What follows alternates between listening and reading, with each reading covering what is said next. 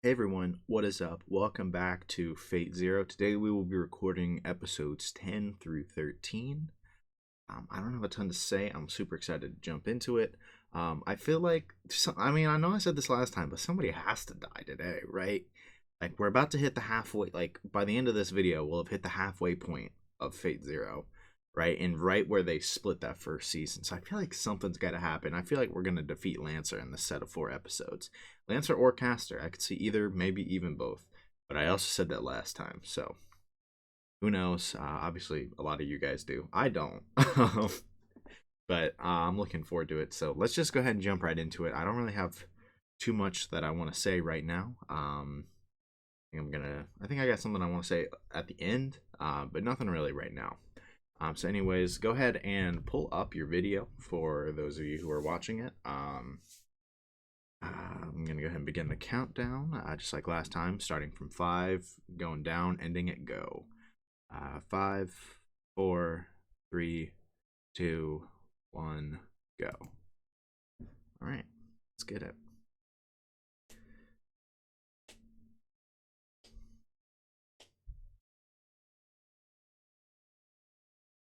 Hmm. It's a lot of crystals. I'm gonna assume that means this is Tosaka.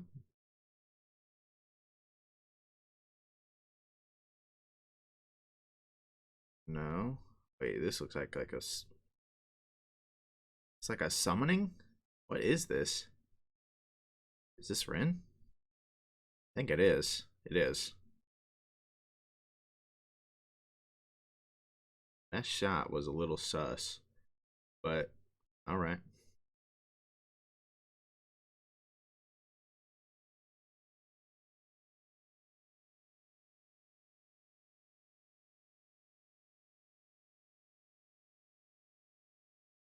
Ooh, almost fumbled the bag like normal. Nope, fumbled the bag. Consider the bag fumbled in classic Rin fashion.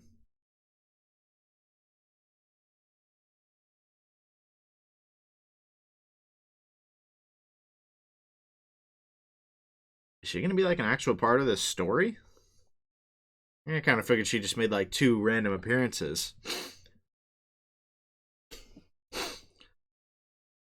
That was an interesting prologue. I might actually pay attention to this time.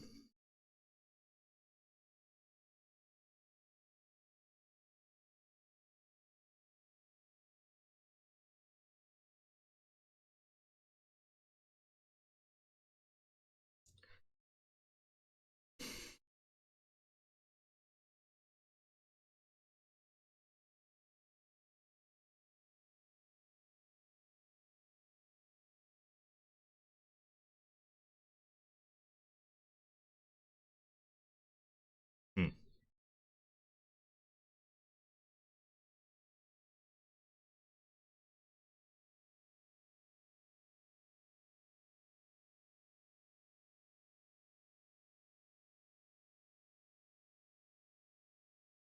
I mean, like, this just has to be about Kiritsugu, right? I mean, makes sense. It could be about other people, but it felt so clear that it was about Kiritsugu and how like he was struggling to feel all of those emotions, and if he could like just feel that, that could also mean Kirei. But he also had that wish for them in the future. Which definitely screams Kiritsugu to me. I'd have to like actually sit there and read it to fully understand, but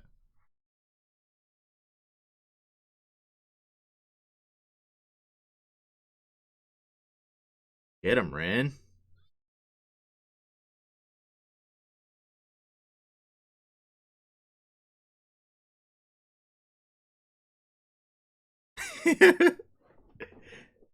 They're like, yeah, I'm gonna get out of here. Yeah, boring. No, more like I'm gonna get smoked. I'm gonna get smoked if I try that. Okay, Rin.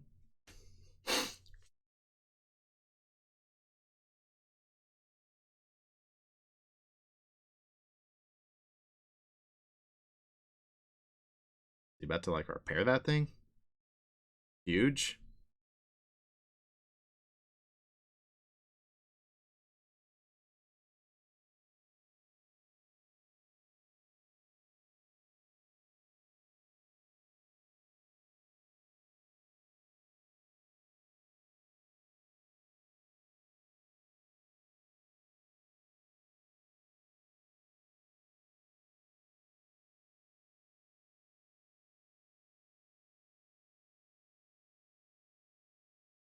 So we're getting some of Rin's training. That's cool.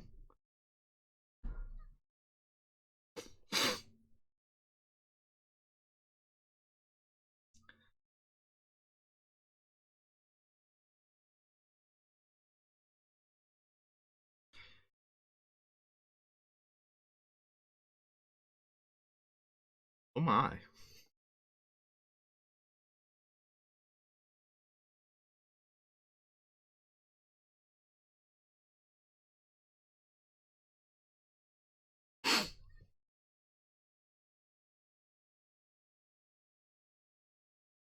He'll never be able to properly teach you.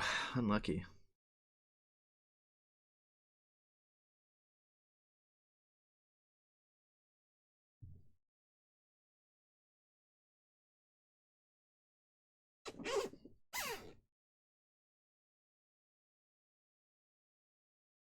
So are they gonna like bring Rin into this, or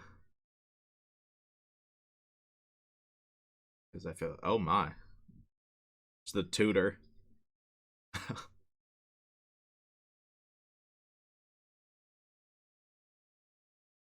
Jeez, jeez. Who's the real teacher here?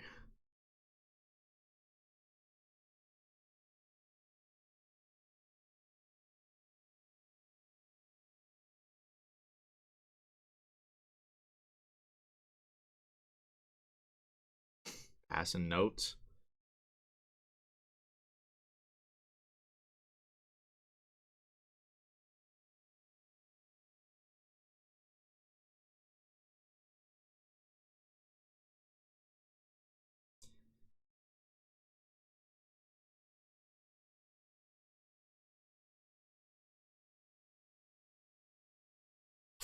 Yeah, not happening. There's no semblance of a shot. Yes. Well, it is, but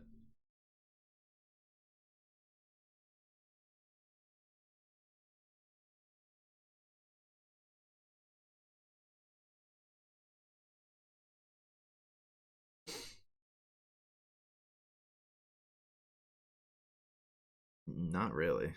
I understand the frustration, but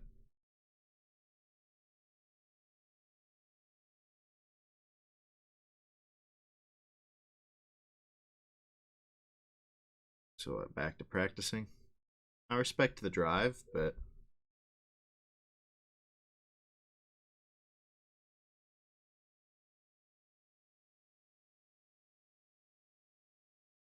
not there yet.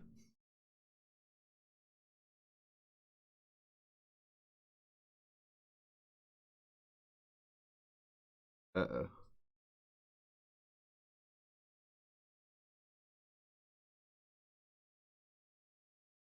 What?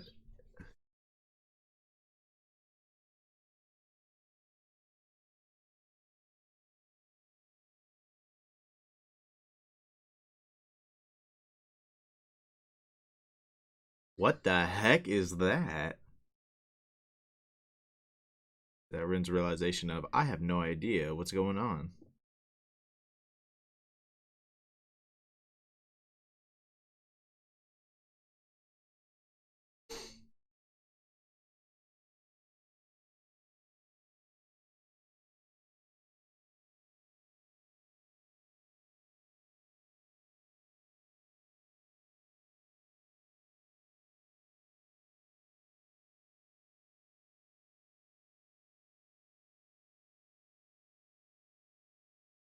Interesting.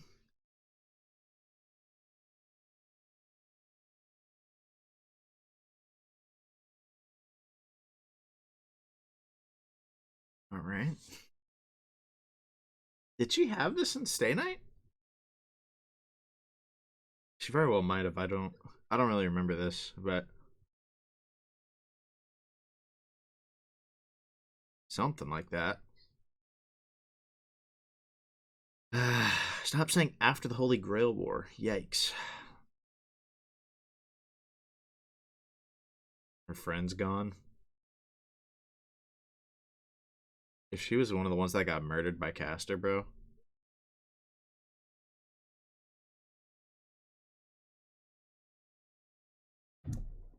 Yep, that's exactly what happened. Nice.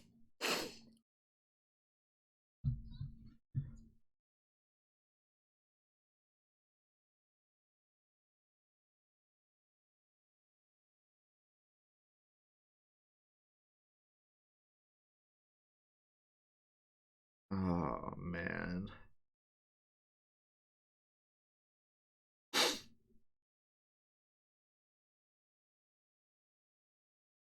Yikes. So is this how it starts connecting to the actual story?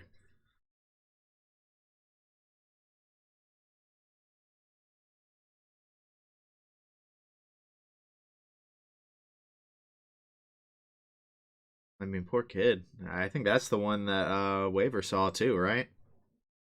So what's Rin's plan here? What is she trying to do something? I'm sorry, little Rin. You can't do anything. To be quite honest with you, please stay out of danger. I mean, obviously we know she's like gonna inevitably be fine, but like, what is she doing? This is the last place you should be.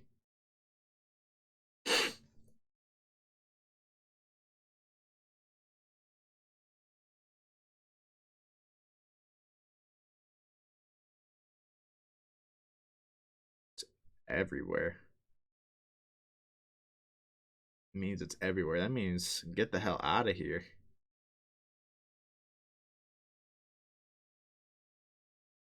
I'm sorry, it's not happening.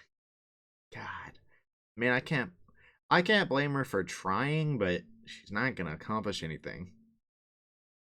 Most likely. I mean, I don't know. Maybe there's a chance. I'm pretty sure that's one of the bodies that Waver saw, but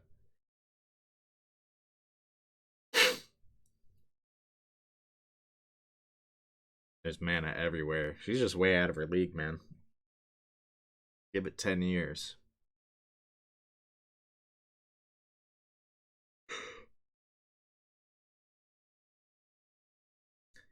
Stank. Uh-oh.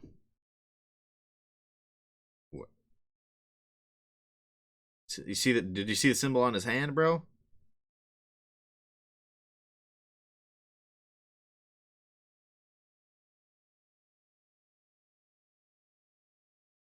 Ren, uh-oh.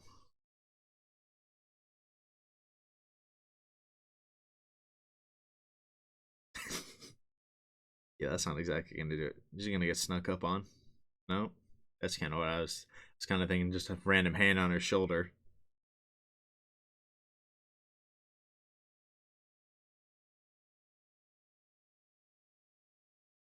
And I don't want to get caught by them.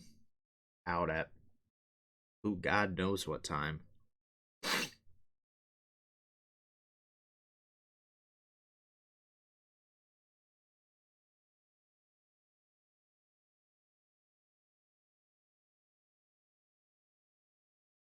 Gotta see the symbol on his hand. And there's another one now. Like, she has to know what's going on, but what can she really do?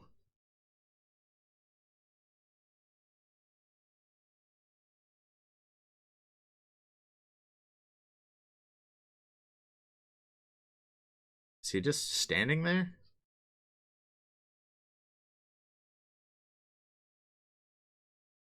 Rin, you're not gonna accomplish anything. I really hope I'm wrong and she somehow pulls this off, but like she didn't have the focus to even deal with that crystal. What's she gonna do against an actual honest to God master?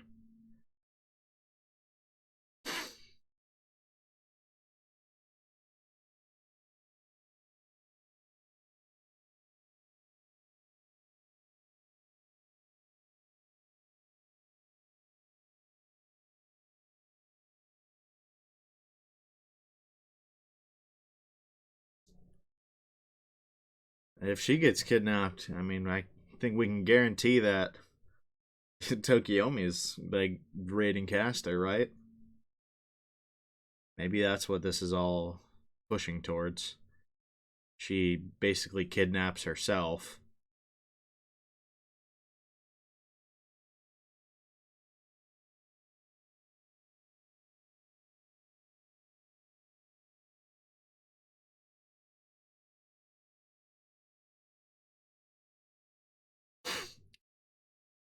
Oh, this place trashed. I mean, this is probably exactly where they're hiding.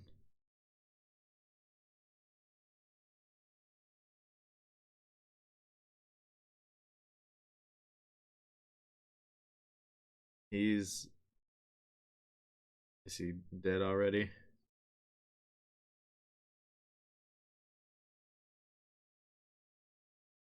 He. Why did I say he? I kept saying he, bro. I knew that was. I'm just mad stupid. Hello.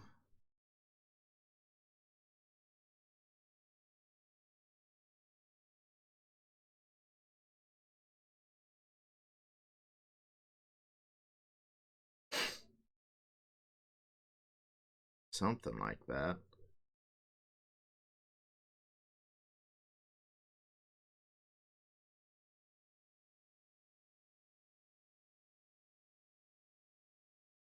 Yikes. So I feel like that's got to be the route this is going. Somehow Tokyomi's gonna find out Rin's here.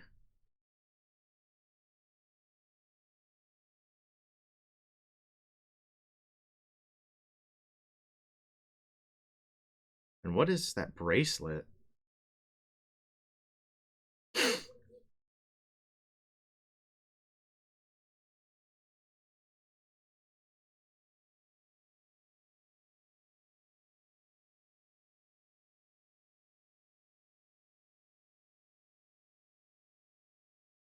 That might have just grabbing that might have just made everything worse.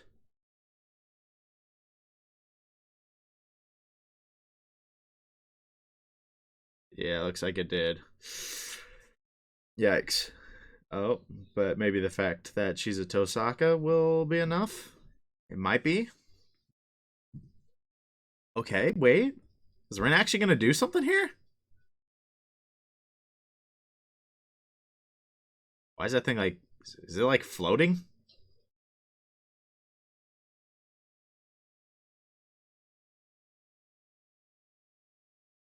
Oh, is she infusing too much on purpose? Oh, that is bold. Got him.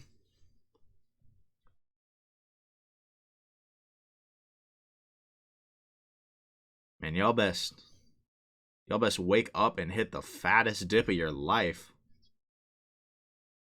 Good looks, Rin. I didn't think. I'm sorry. I should have known Rin of all people could pull something like that off.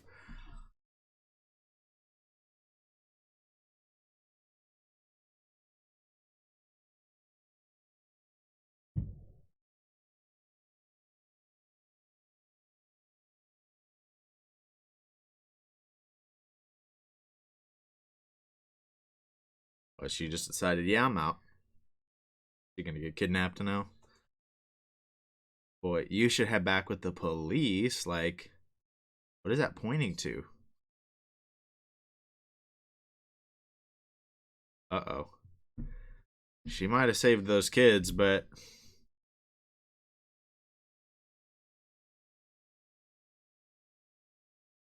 yeah, you better leave. Good job on what you already pulled off, but leave before Castor shows up, please. Please leave. Redden, you can't.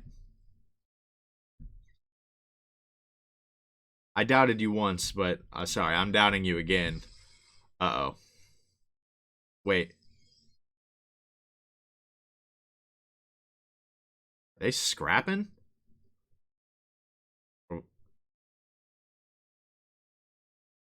Yeah, were those okay? Were those sent to deal with the tentacle thing? It almost makes me think it might have been the Mato Master waiting in the shadows there. That's kind of what I'm thinking. They kind of looked like bugs or something. Yep. Okay.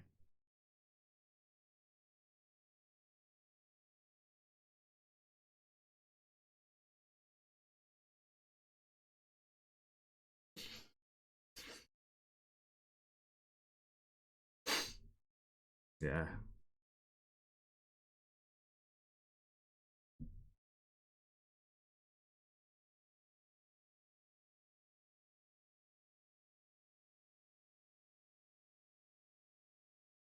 God, this dude is such a he's such a tragic character.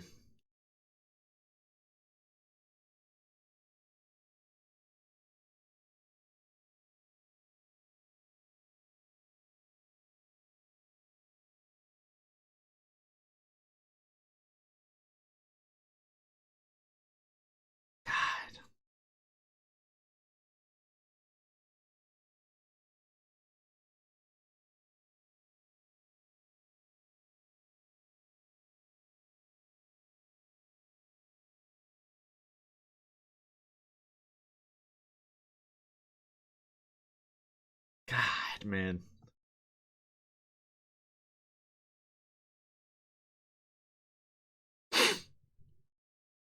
Jesus, man. This is.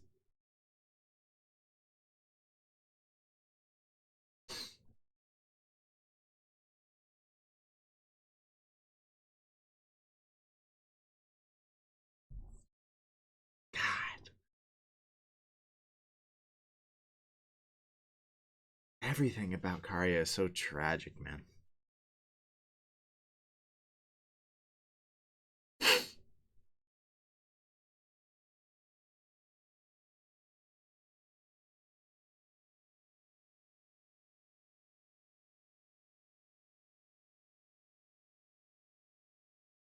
Well, at least they're not at risk of getting assassinated. Yet.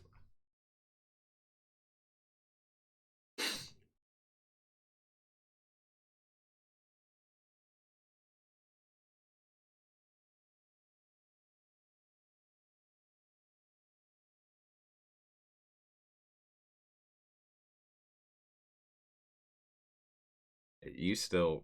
You still did it. Put some respect on your name. I need to put some respect on your name.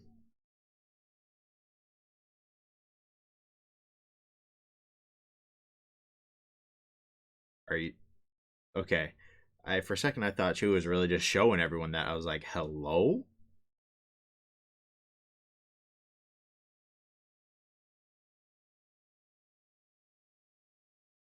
Less smile. Same.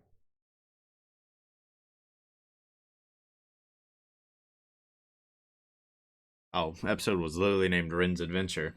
That was accurate. Okay, I'm gonna pay attention to the outro this time too.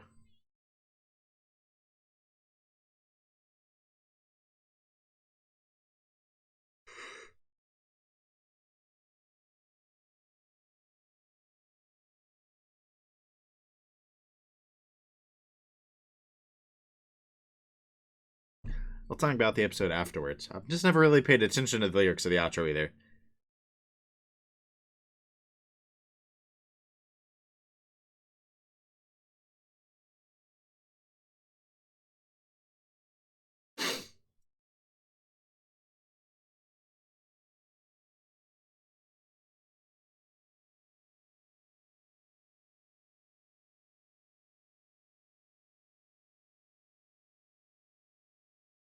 It's a really good song. They're both really good.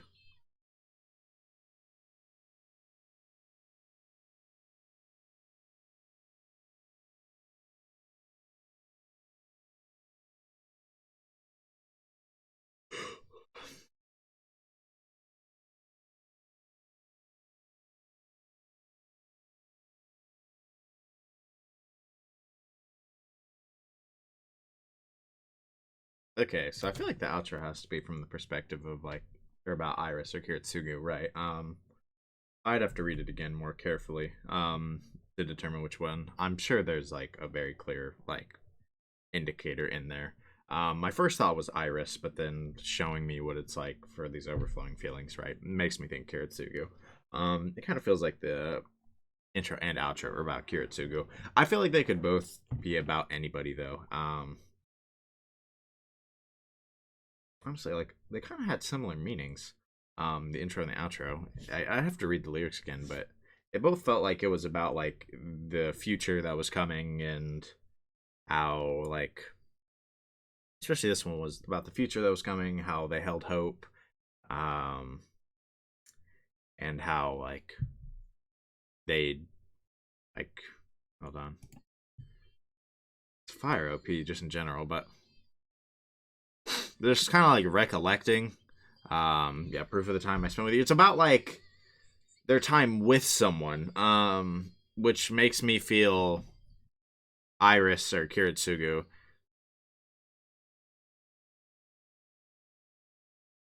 It just feels like a recollection of how happy they were with a certain person and their hopes for the future and how they'll always be by their side. Like right there is what it says at the end. You can go through it one more time. I'll talk about the episode in a second, but so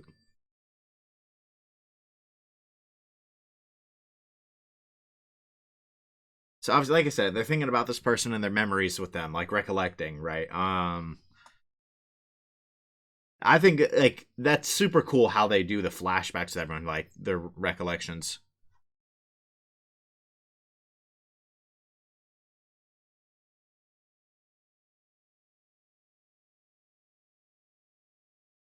So thinking about them and how they were gazing into the future. Okay, so that's kind of what the future bit was. No escaping this fate. That made me think Iris because Iris knows she's not gonna be able to make it, and that she's not afraid. And having faith from the bottom of their heart. It kind of seems like something Iris might say, but I could see either. Either way, I think it's a really good. I really like the song. The sound and the lyrics are, I think, really good. And it's a super cool like outro too. So just like the visuals. But all right, let's go ahead and talk about this episode. So I think this was at first this felt like really not relevant, and in a way it kind of wasn't. It kind of was filler. But as somebody who played Fate Stay Night and who loves Rin and loves Sakura, right? Um, this was like a really fun episode to watch, right? It was cool to see Rin in action as a kid. It was cool to see more of. Oh my goodness. I need to write that dude's name down. I'm never gonna remember it. Um, the Mata Master who's protecting Sakura. It's really cool to see them. I think anybody who watched my Stay Night playthrough knows that Rin was consistently one of my favorite characters to watch. So getting to see more of her was really cool. Getting to see her in action as a young mad, just kind of see her determination even back then. And in this case, she's trying to save lives. She's trying to keep people safe. And I mean, I that fits, right? That seems like uh, for the most part something she would do. Because she has that human side of her. She always has, right? She also has that magus side of her that grows as she becomes more and more of a magus, right? But of course, but like her whole thing was this human versus mage side, right? And this is kind of showing off the human side of her, right? How she wants to save her friends. She, say she's willing to put herself in danger and fight, right? And how obviously she's just, and obviously at the same time we see the training as a mage, how she's progressing and how she's not quite there, but she's making progress. I just thought that was super fun to see. I feel like if you haven't played Stay Night, you're like, what the heck is this? This is such filler. And that's valid. In a way, it kind of is. But I really did enjoy it. Because I mean, Karya, that's his name. But besides the Karya bit, this didn't really push the story forward like at all. Um, they pushed it forward like right at the end, unless Rin is like very relevant later. In which case, this isn't filler. This is all set up. But like as it stands, if this is just a one-off, like hey, this was Rin's adventure in the Holy Grail War, right? Just because we want to show her adventure, then it's not super relevant to the plot. But like I said, I enjoyed it either way, so I'm not tripping. And of course, right there at the end, we have Karya, and Rin's mother seeing Karya after he saved Rin. So, I mean, that's not surprising. He obviously cared about both of the Tosaka sisters. You know, and so the fact that he saved one of them isn't surprising. It seems like he was kind of trailing her in the shadows. Did he maybe he just ran into her by coincidence? But I wouldn't be surprised if he was watching her like from the shadows to make sure she was safe. Um, but he saved her, and then the Tosaka mother saw him and was like, like, what have you become? You're in the Holy Grail War. You're like, you're gonna kill Tokiomi and then just die yourself? Like what? Like she? Well, she doesn't seem to have much faith in him, but I think she knows very well, obviously, that it's never going to be the same, especially with him in the Holy Grail War. It's not like it ever would have been the same before, anyways, because I mean, Sakura was gone. Right. I don't know. Taria is holding on to that hope that they'll get to go back to the days of them all playing at the playground, and that's just so tragic. It's a very noble goal, but um, I mean, to get there, obviously he's become a master in the Holy Grail War. And I mean, even if we didn't know that he was bound to lose, right? Presumably die. Given that, I feel like he would have been there for like for Sakura at some point, right? I feel like he's probably bound to die. I can't see him surviving because I feel like he's not going to give up until he dies, and plus Berserker's going to kill him eventually, anyways. But even if he somehow had survived this war, things would never really be the same. I mean, first of all, he's changed a lot. Um, Sakura has changed a lot because of the torture both of them have gone through. They've changed a lot, right? At that point, Tokiomi would be gone, which forever changes some of the dynamic there. I mean, sure, and they'd all four of them would all be there, but I don't know. Either way, it's a noble goal, but no matter how you look at it, he's not going to pull it off, right? Just like he's envisioning it. So he's really tragic for me. I'd love a world in which he could succeed, but obviously we know that's not the case. But I'm looking forward to seeing more of him. I really am. He's an interesting character for me. The fact that he was willing to do this for Sakura, go through all this. I don't know. Is there ever going to be a point where he doubts, like, his judgment, doubts the fact that he was here? It doesn't feel like it. He feels very, very sure, right, of his decision. Maybe once things really start ramping up, maybe he will regret it. I don't know. I don't see that happening. But I feel like there's a lot of ways they could go with this character, and I'm looking forward to it. I really am looking forward to more of his character. But overall, like I said, I think this was a very solid episode. I enjoyed it. I think for those who haven't played Stay Night, they're like, this was such filler. Obviously, unless it comes back later. But I enjoyed it either way. So let's go ahead and switch over to the next episode. All right, we are on episode 11. Just a reminder, if you are following along, we are doing the Blu-ray version.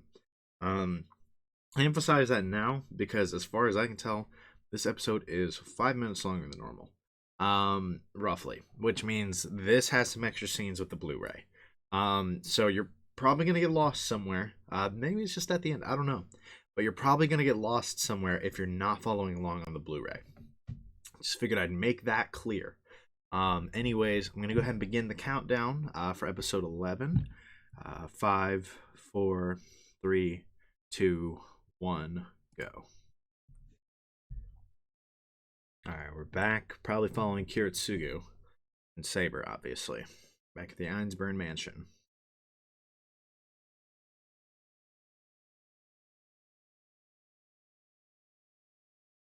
Man, this place got annihilated.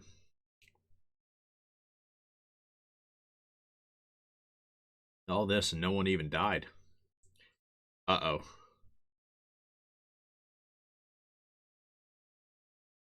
I see. Waver and Ryder are rolling up. Is this friendly?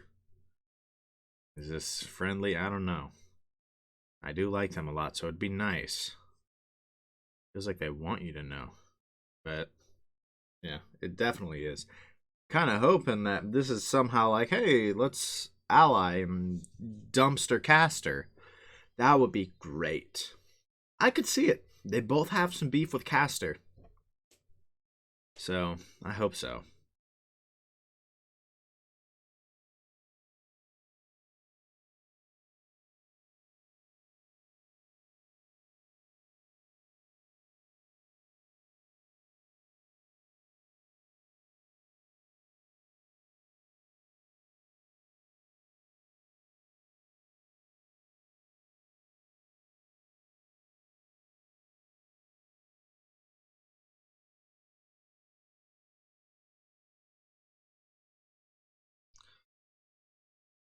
Hmm.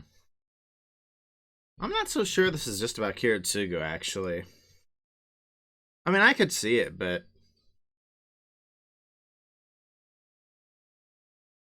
well, that is the part that really gets me. What I wanted to give you is in the future.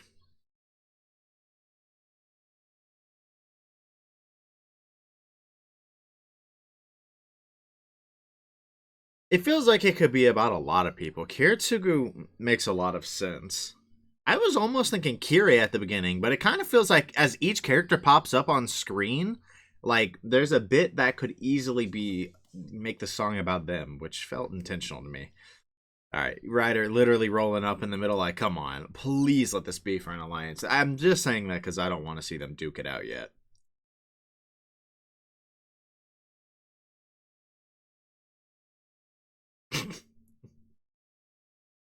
What are you wearing?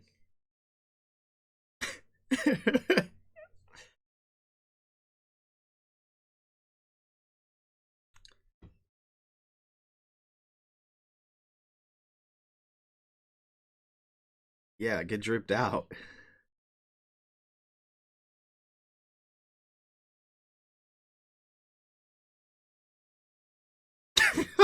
What?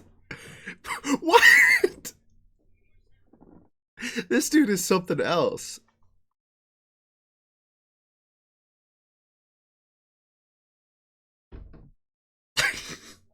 What do you even respond to that with? Like, you just going for it?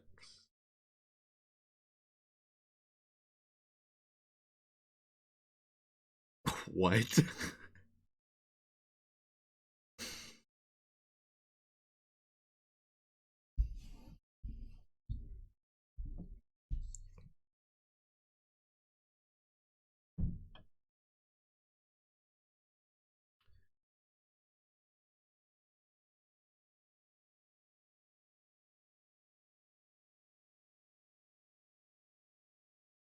And I suppose that's true, but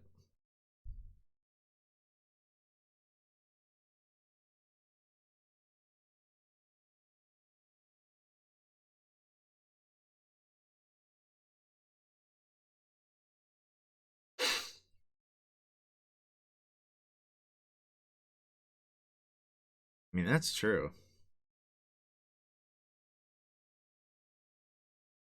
Grail dialogue.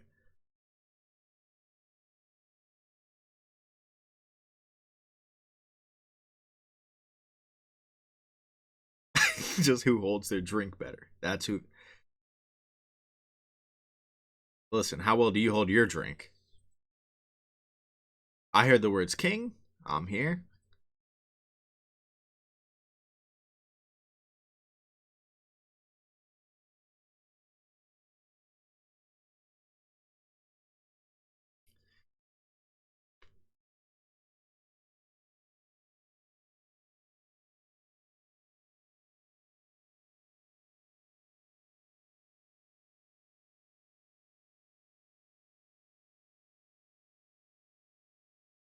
Is he gonna take it though? He's gonna be like trash. Yep.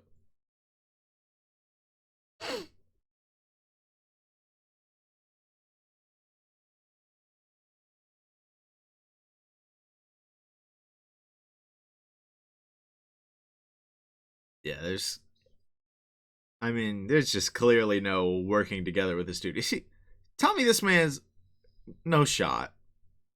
Ain't no shot. What? What? What? Fire. This boy does. That's very important to pull that from the gates of Babylon. What could be more important, you know?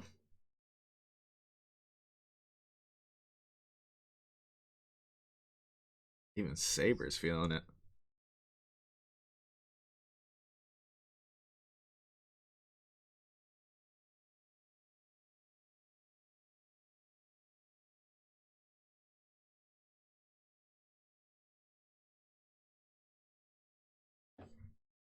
He's just gonna give him the grail over that? Okay. I was about to say.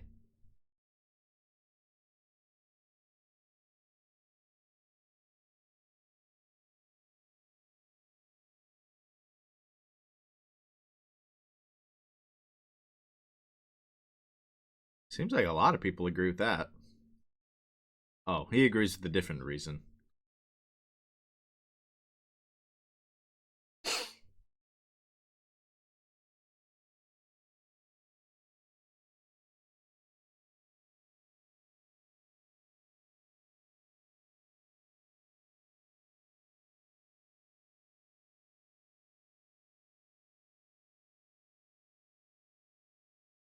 Yeah, that's quite the view there. It's nice, so it's mine.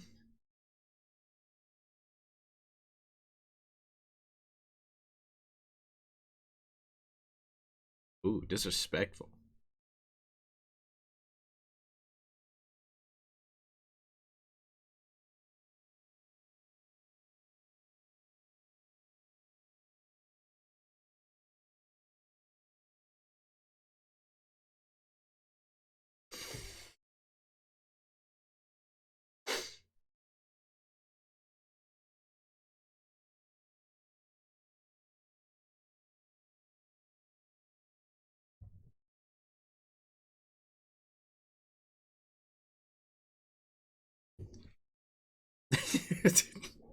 A drinking cup or two. Yeah, too much respect for that.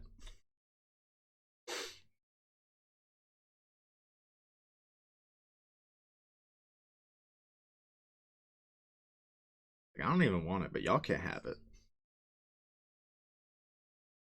That's basically his stance.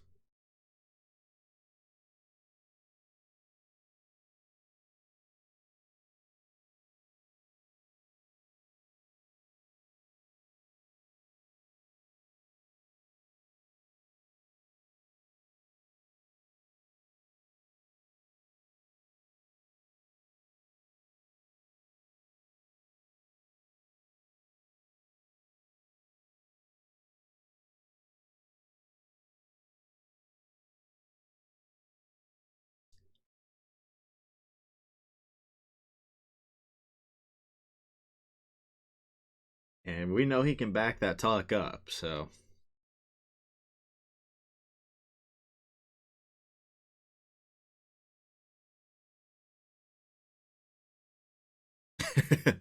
He's like, yeah, we can box some other time. Literally, that's what he ended up saying.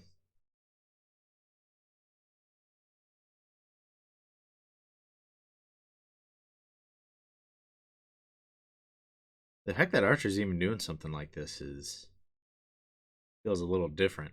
It's cool to see though.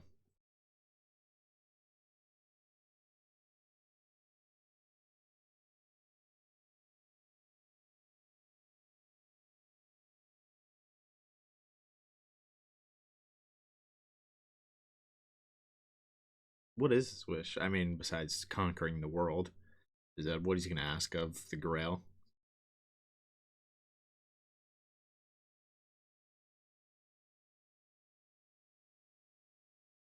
Get flung. That's true. He'd want to do it himself.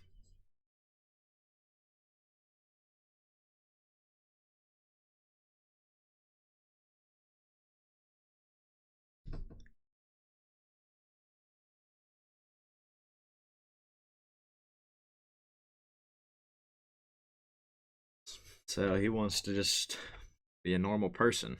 Seems like, yeah.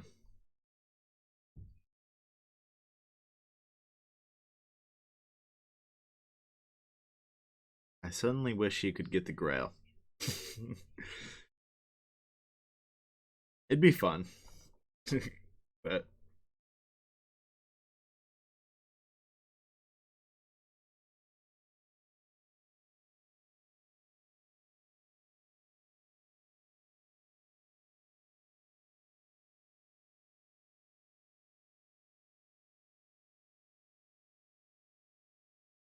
seems like they got like a kind of respect for each other though.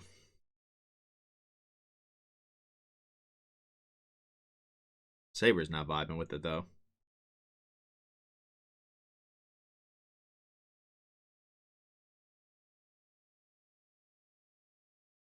They vibing with Saber. You gonna pass the vibe check?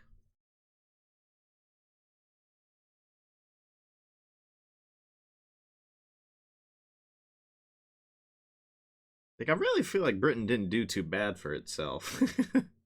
Like, I think it's fine, but I get why Saber would want that.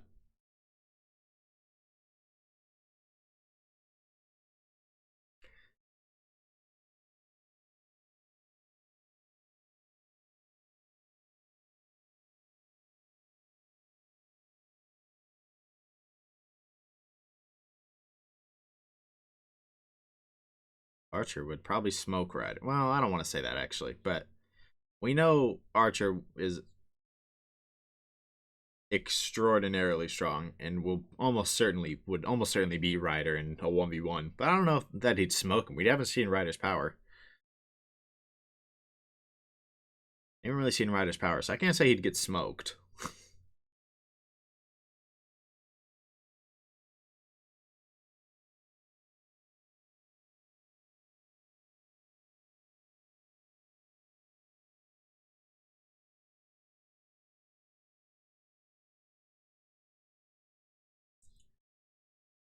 Okay, so they're gonna attack the gathering.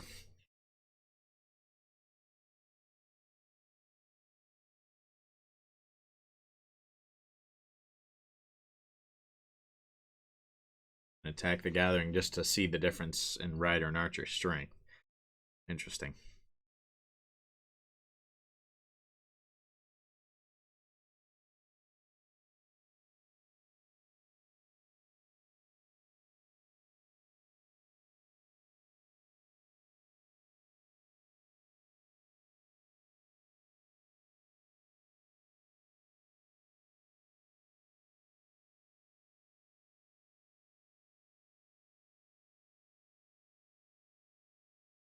Ooh, lay it on her.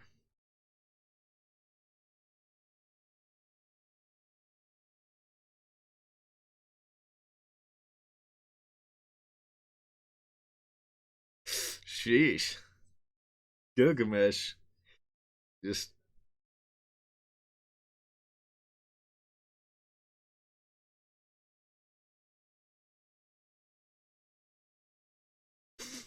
That's, oh my god.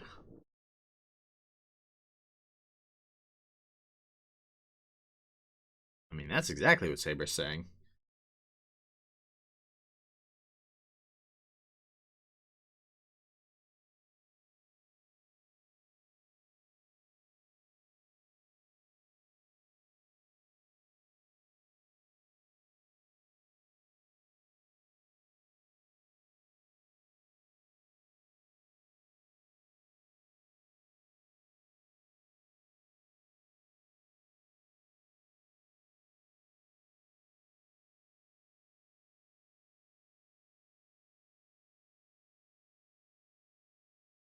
Yeah, there's a fundamental disagreement here.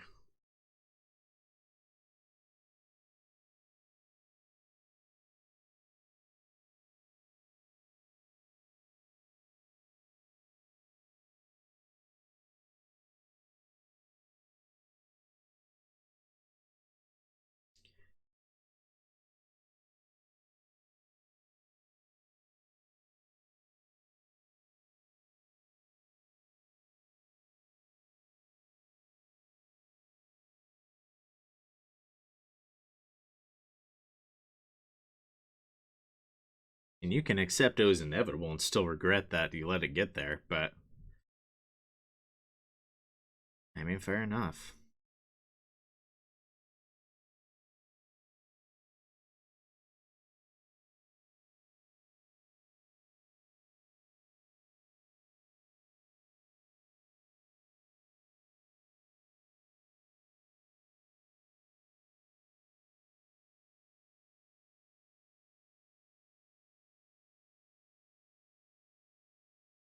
Seems like there's a fundamental disagreement here.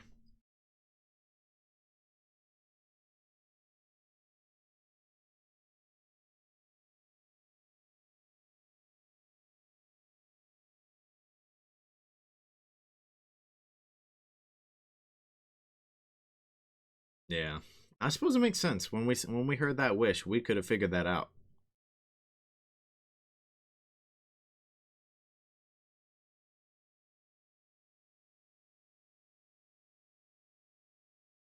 Then perish.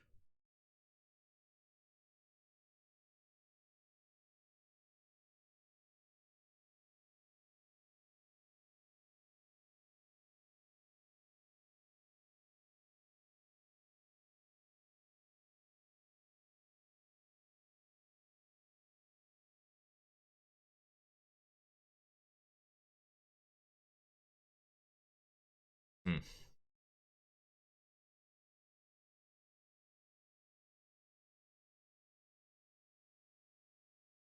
I suppose that's one way to view it.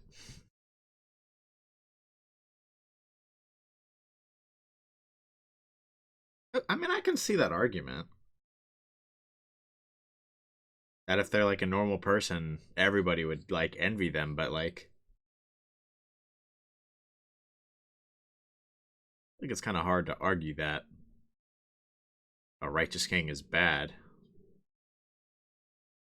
That's true though.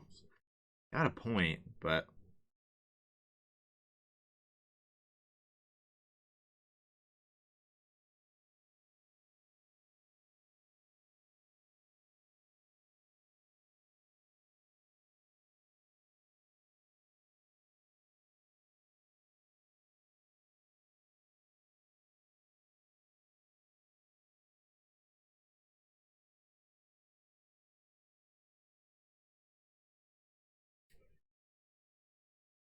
jeez, going at Saber.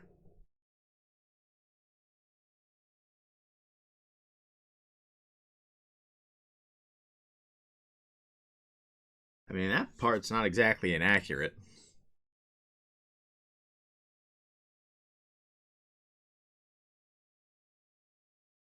Jeez.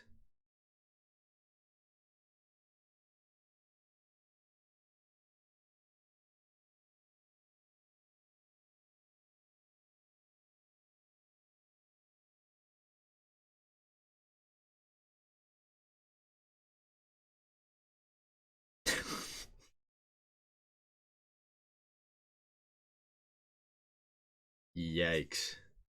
I'm sorry, what?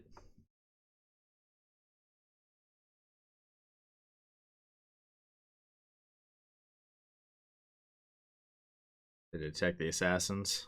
Yep.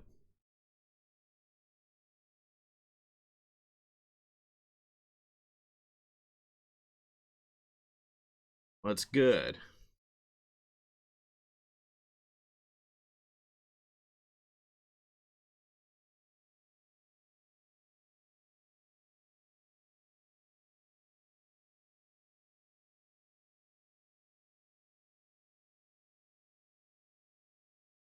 Just in case one wasn't enough.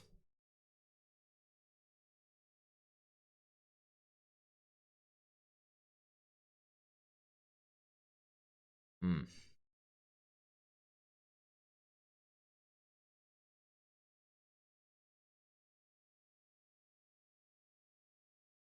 That boy not even worried.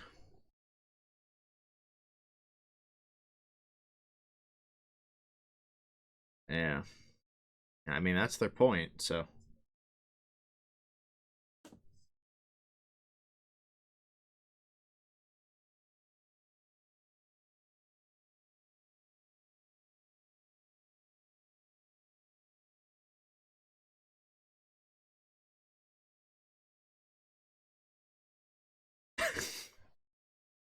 What? He's like, yeah, just. Yeah, that's disrespectful. Y'all getting murked now.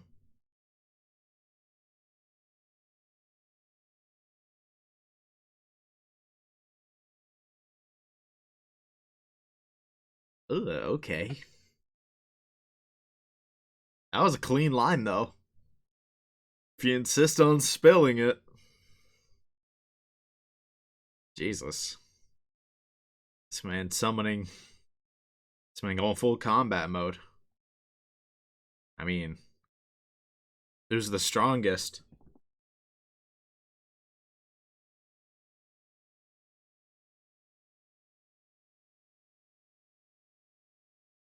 Yeah, I was gonna say, I don't think he'd agree with that, but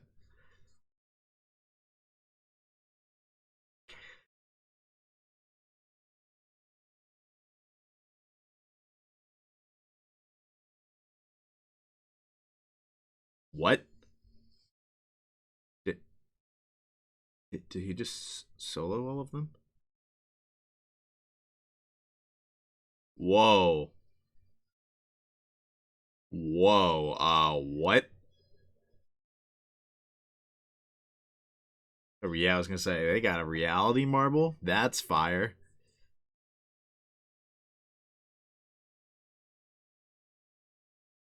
I was gonna say, that boy wanted home field advantage.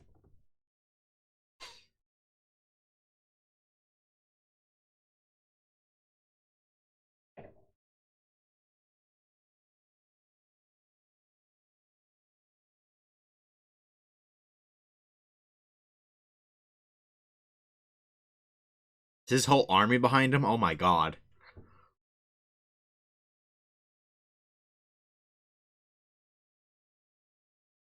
That is. That's awesome, actually.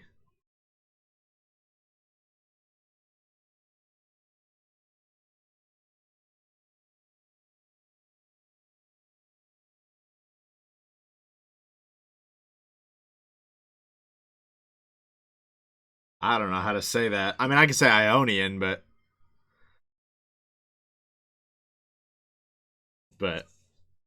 this is actually such really cool.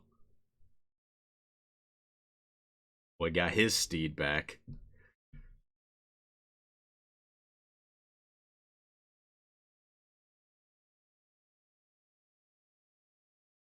So this is kind of the like this just embodies his mentality.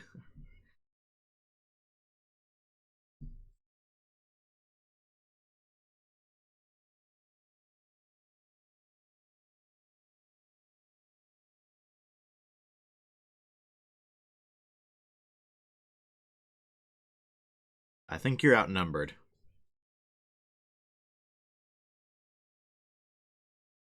Superior numbers and the better terrain. They're getting smoked. Like, tell me how they're winning this. Like, they just aren't, right? They have some secret plan. Are they just getting cut down? They're just taking it. They gave up.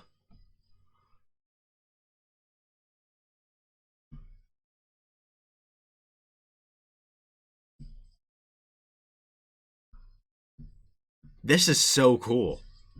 This is actually so cool. Diced. Yep. Iskandar is cracked. I mean, it makes sense that, well, he'd be cracked. Literally Alexander the Great, but he's soloed, bro. Well, I guess you can't really say he's soloed.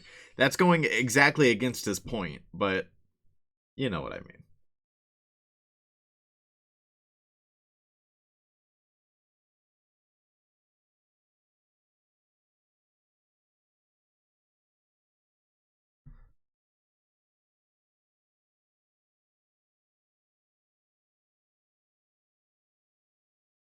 Dang.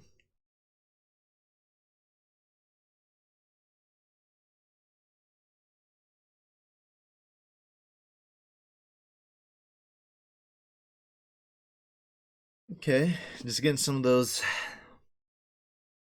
ideological conflicts that we're oh so used to.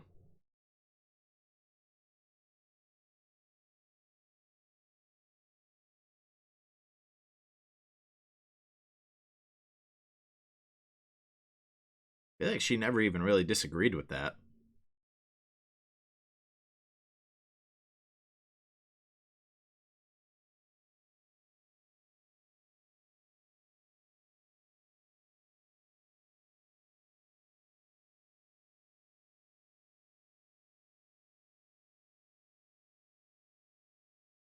What, you enjoy it?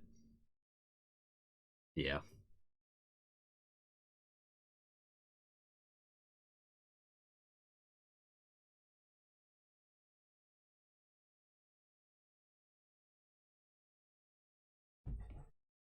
Jesus, man.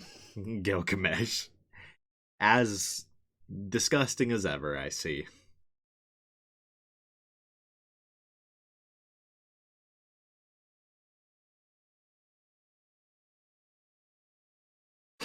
It happened.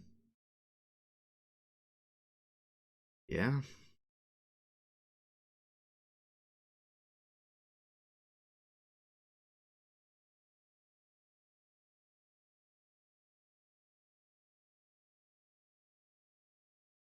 Interesting.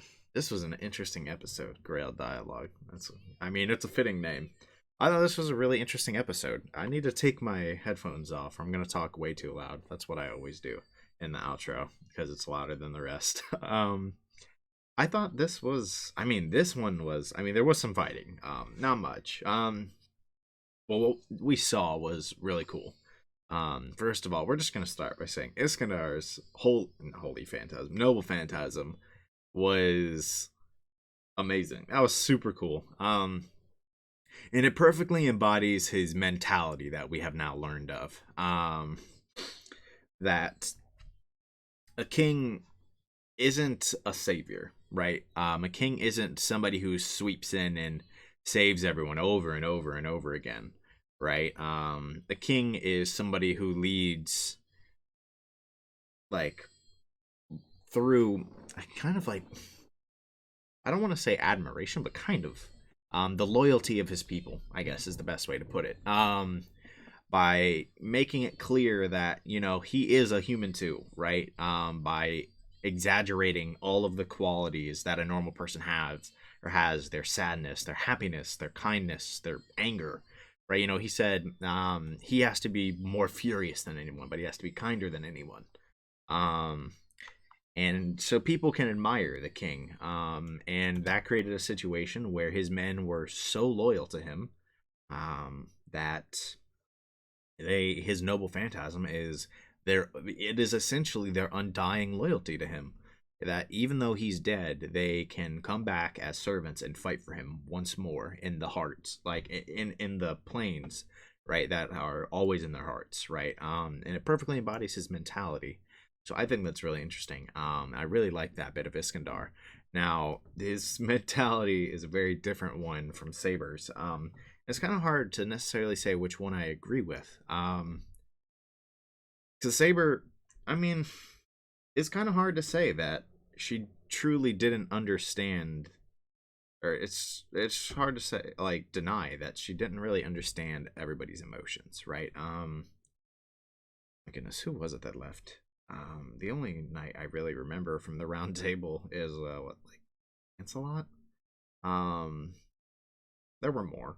Of course, goodness. But there, like she said, there was a knight who left because they claimed she didn't understand the emotions of others. Um, and that's kind of what Iskandar was getting at, and that she was just a savior, and that she really, that's not what a king should be, right? And as well, a king should never doubt their rule, right? A king should never regret what happened. If that's what happened, so be it, right? I don't know if I can completely agree with that. I feel like you can still kind of regret how it happened. But Iskandar just accepts that his empire fell apart after his death, and that all of his heirs were slain. He accepts that Saber's not able to accept Britain's demise, right? I was talking about how Britain kind of did well for itself. That was a joke. Obviously, that Britain didn't do very well for itself. The island itself did well for itself, but not that country, her country. As Britain was destroyed. And she wants to go back, and she is trying to go back in time, essentially, and change the past through the power of the Grail, and once again be that savior. So I mean, Iskandar, he does have a point. Whether he's right or wrong, that's up for personal debate. I don't know. I wonder which part was added. I actually don't have a clue. Um, I feel like it might have been part of their discourse.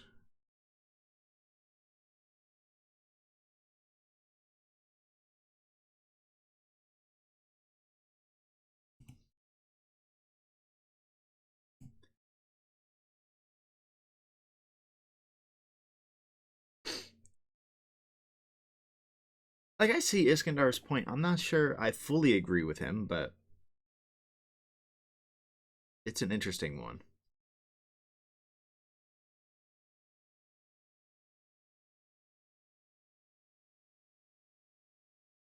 Those who are saved and not led. I mean,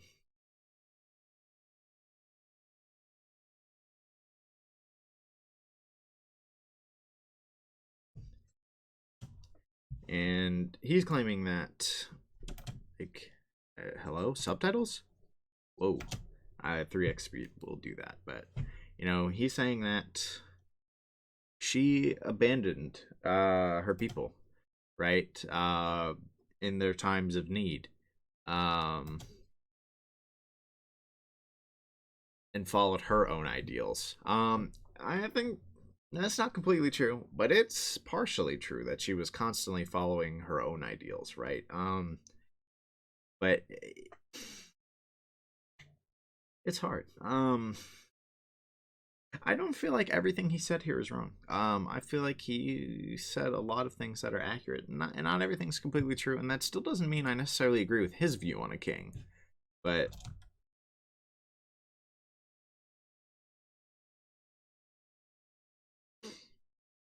just interesting to see this discourse.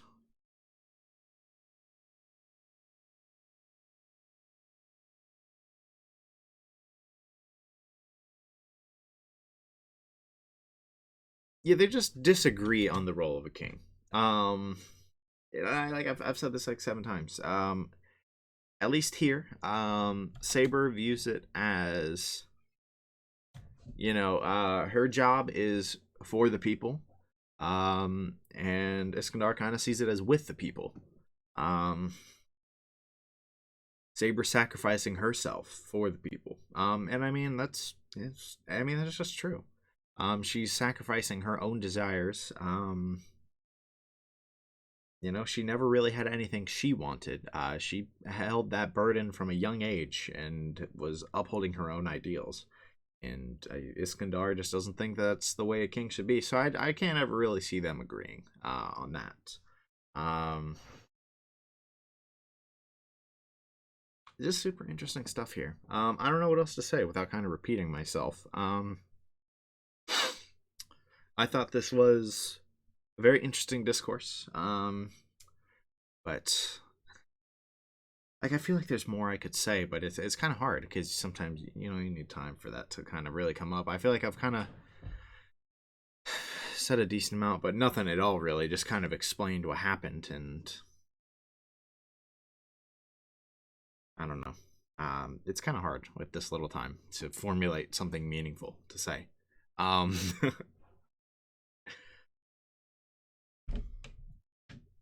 I don't know. They both have valid points. And I think this makes both of their characters more interesting. Just that disagreement and that clash between them. This isn't really what I expected when they interacted. I did not expect this. Skandar is a bit more hostile than I would have expected. But again, she doesn't embody anything that he sees as necessary in a king. So it makes sense that they're gonna clash now, like ideologically, and obviously it could very well come to physically.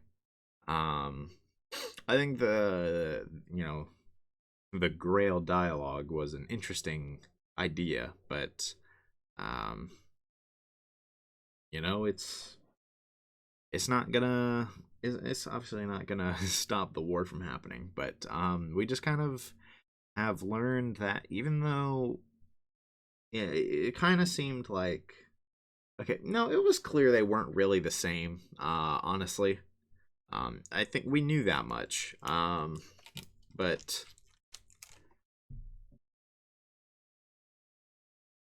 I don't know. It kind of felt like since they were the ones we observed the most, that maybe there was a chance they allied to me, right? And it doesn't really seem like a possibility besides like a begrudging we all hate Caster, or a you hate Caster for your ideals. I hate Caster. Well, he seemed to hate the whole killing kids thing, but well, even if his reasoning is just we want that extra command spell, you know, I don't know.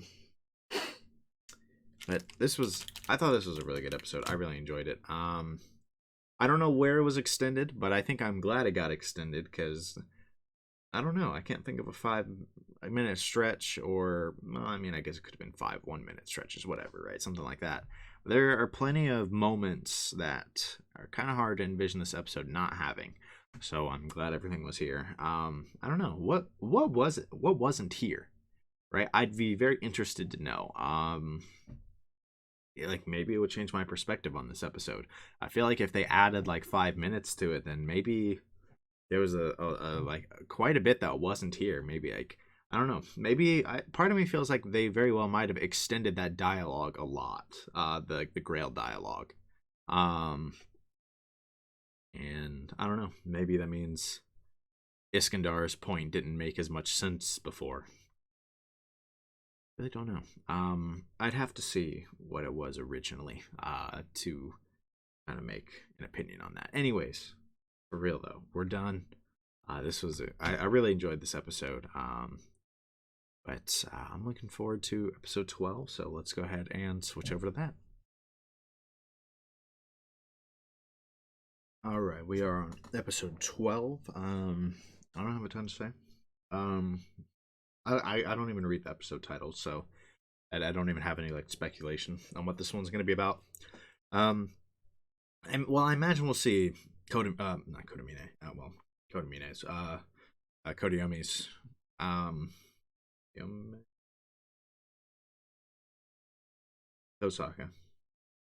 Tosaka's response. It's Kotayome, I think. Well, we'll see his response. To that noble phantasm. As Assassin was getting annihilated. I imagine they'll be a little scared, but that's all I've really got. Beyond that, I don't have a clue what's going on in this episode. Let's go ahead and begin the countdown. 5, 4, 3, 2, 1, go. There's only... Jeez. Yeah, it looked extraordinarily powerful. That's good information. Yeah.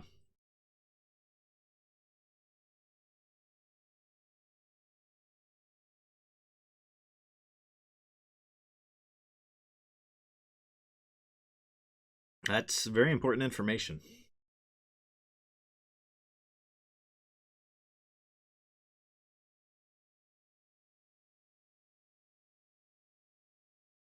All right. Looks like things are really beginning. Somebody's got to die in these next 2 episodes, right? Oh, his work ain't done. See, you might be saying his work is done, but I think he disagrees.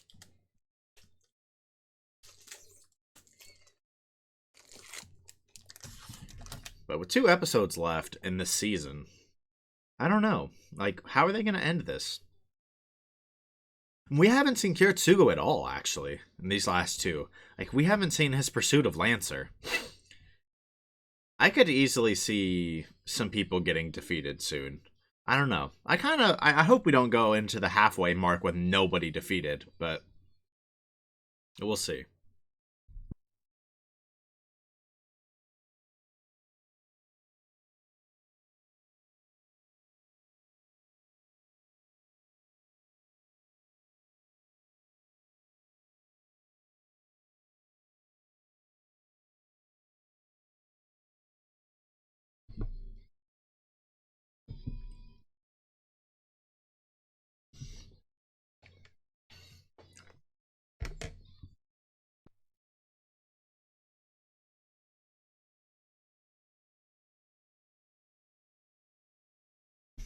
I really love this OP. I know I say that literally like every episode, but I wonder if there's going to be an OP change after episode 13.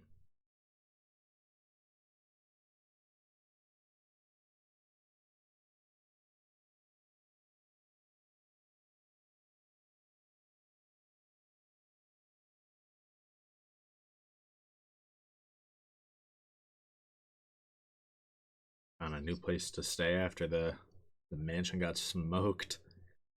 Your battle with Kenneth. That place really did get annihilated. Was chowing down.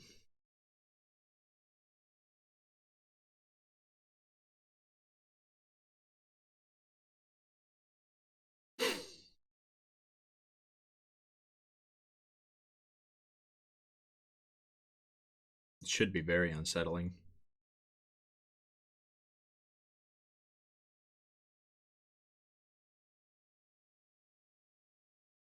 But he's got Berserker.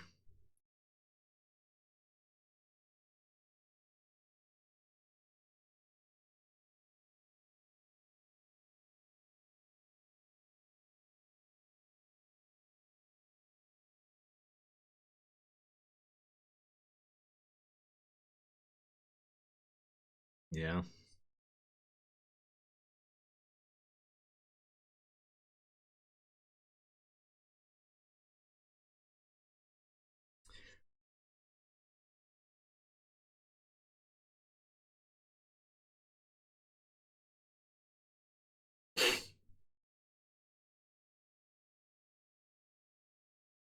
That is accurate.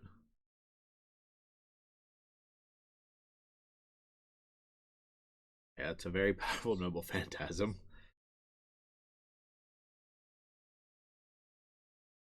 I mean, it seems like it.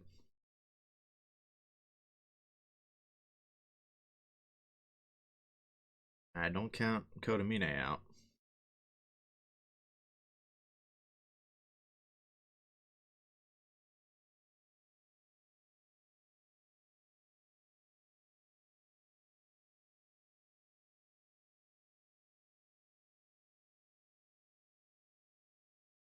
Exactly. He still plans on being a master. Absolutely is.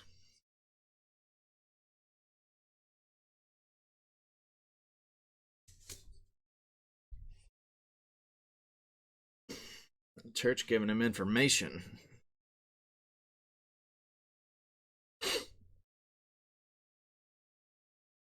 Very powerful foe. Not so much right now, but he'll end up that way. Finally found something interesting.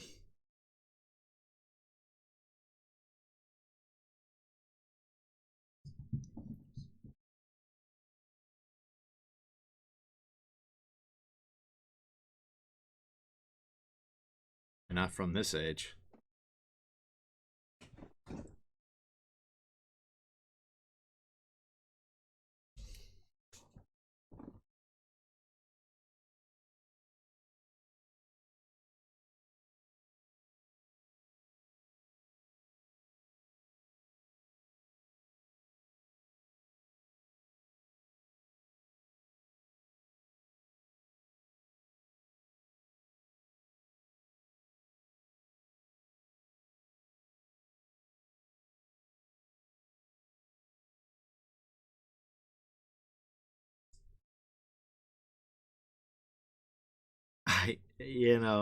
You might think that.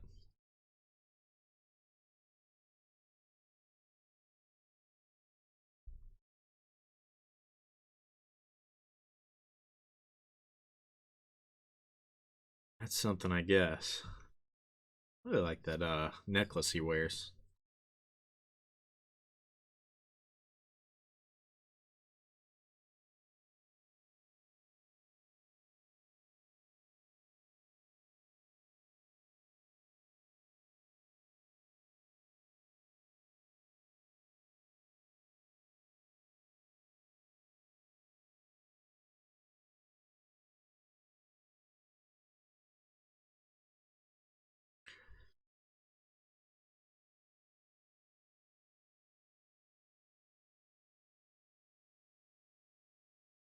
Since when?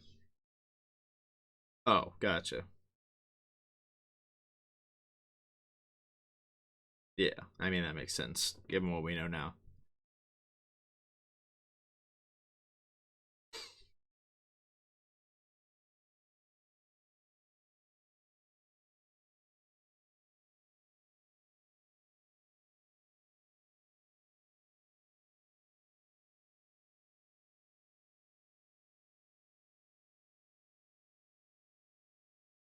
Really didn't think that was how that worked. They're making it sound like if a master dies, the grail just randomly picks a new master. Oh, that would make sense.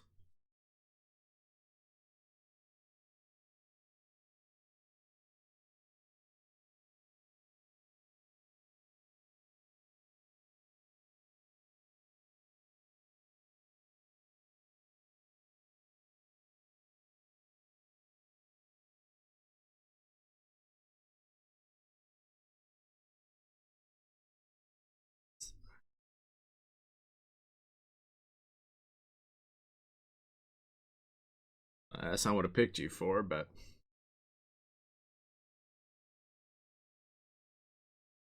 I mean, it seemed more like masters got murdered because it was simpler than killing the servant. That's what I understood from Stay Night, but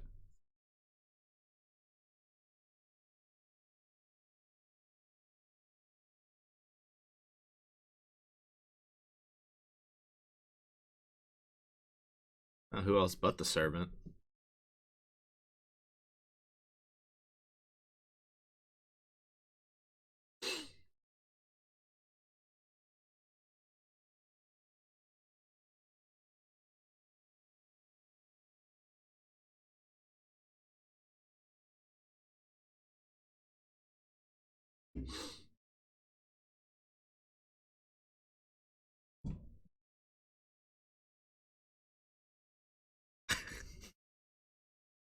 From time to time.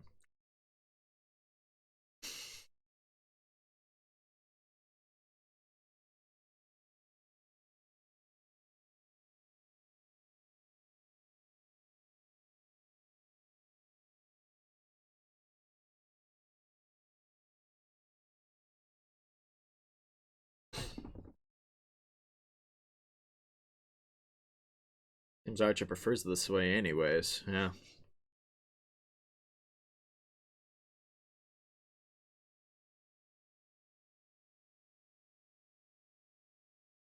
So obviously Gilgamesh is taking a liking to Kirei, but that's pretty obvious.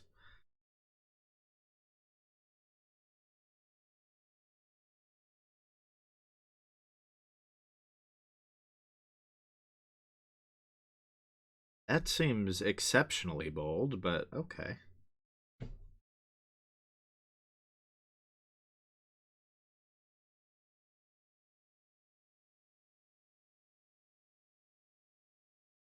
I guess that makes sense that she can drive just fine. Wouldn't exactly be dangerous, given her what riding rank, but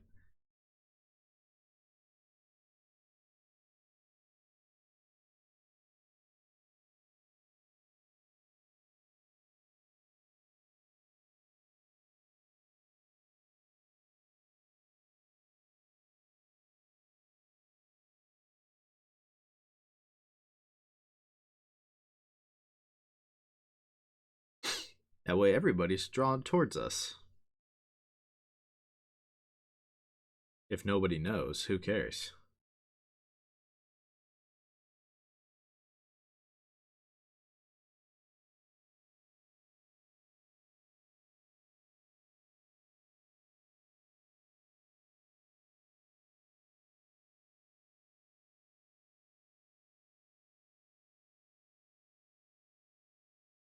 That is assuming nobody finds out. Seems there aren't any assassins left, so they probably aren't being trailed, but. Oh. Yeah, I should have known. How did I not immediately realize this is where I would be? Unbelievable. This place looks trashed. That's rusty.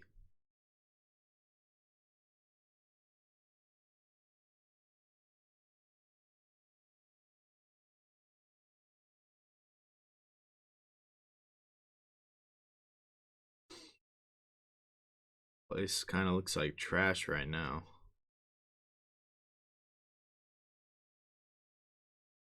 But we take what we can get.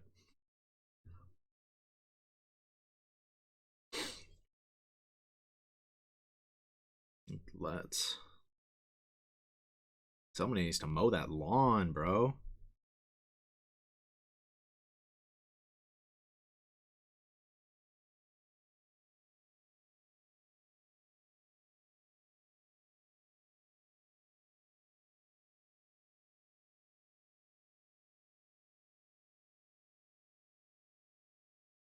As close as you're gonna get. Man.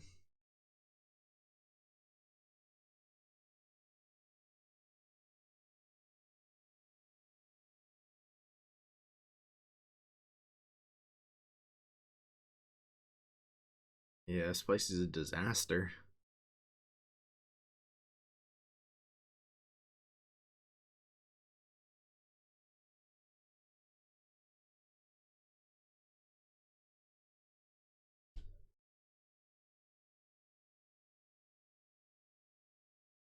Yep, that's the idea.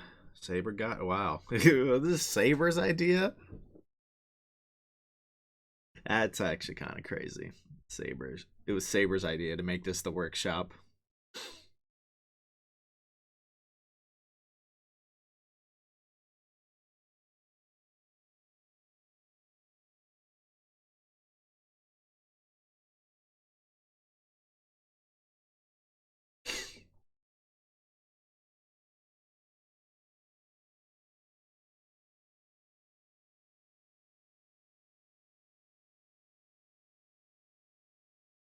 This is just it's so cool to kind of see the origin here.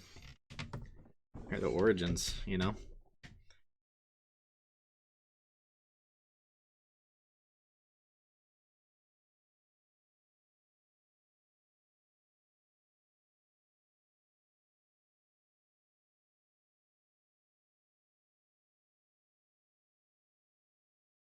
Hmm.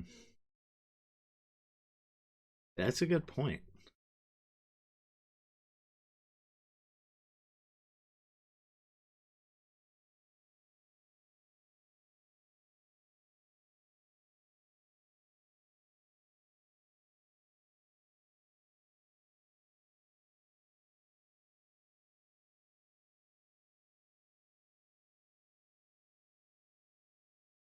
This is like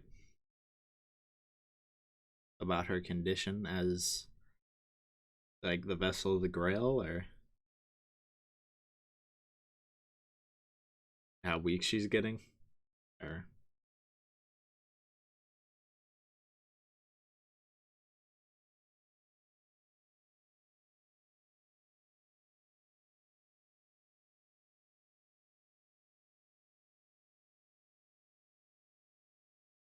yeah.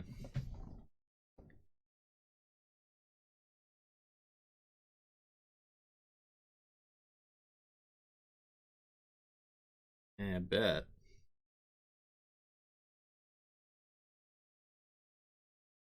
Oh, she knows exactly what's wrong.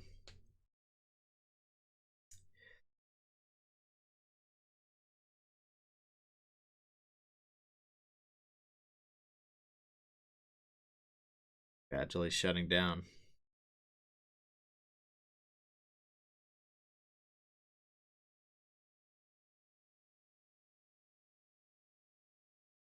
Is she gonna explain? There's no treatment.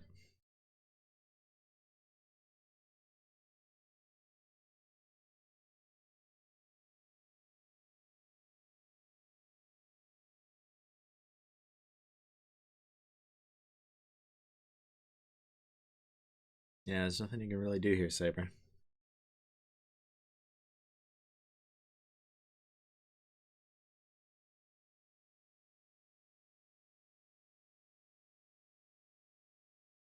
Iris doesn't have much time left.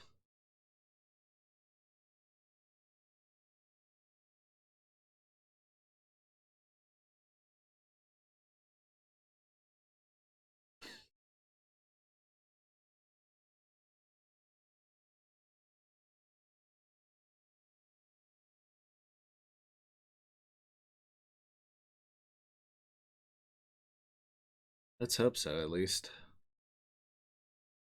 All we can really do is hope. I mean, we know she's not gonna make it, though. Iris knows as much.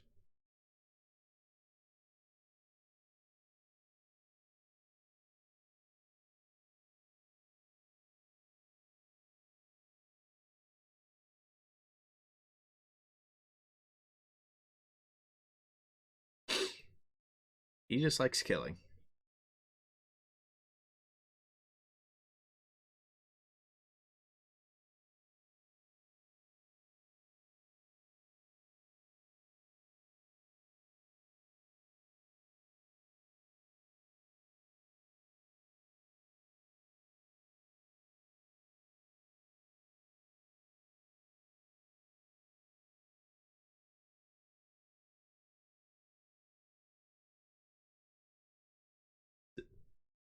Even have a wish for the grail?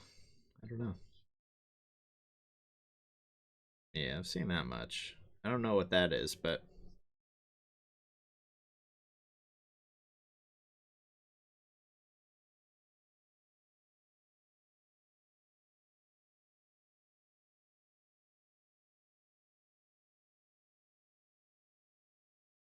he's an enigma.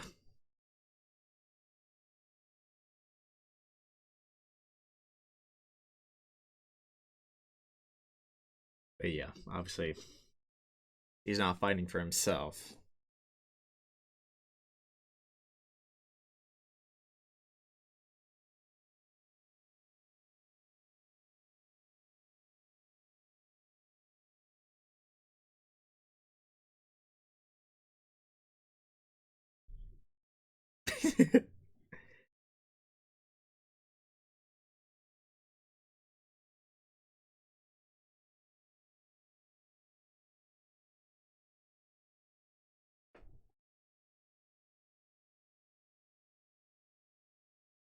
Yeah, I'm not seeing the splendid part of this.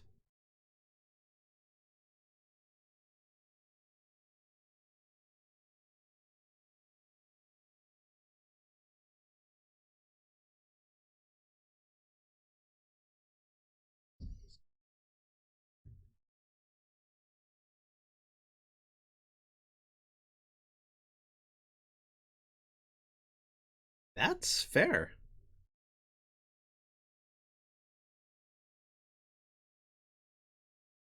I mean,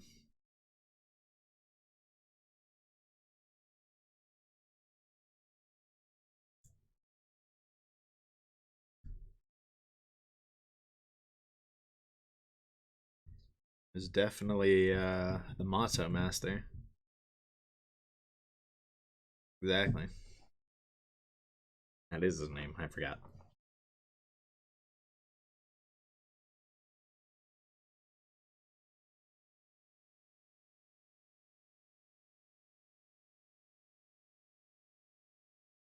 But you were talking about the most vulgar.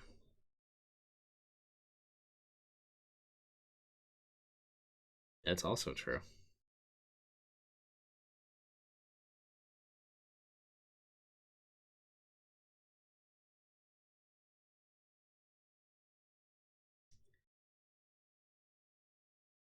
That's not the point Gilgamesh is making. That's not the point Gilgamesh is making at all.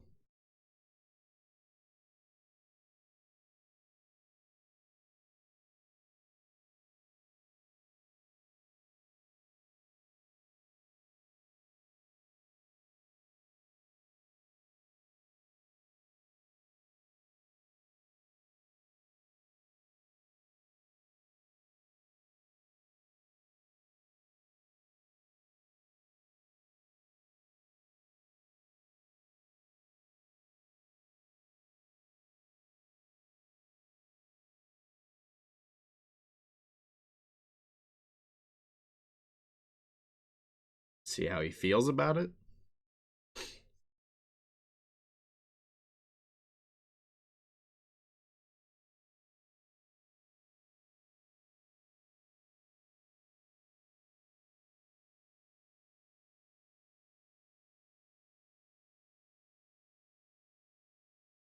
The fact that he was interested enough to need to be distracted from it.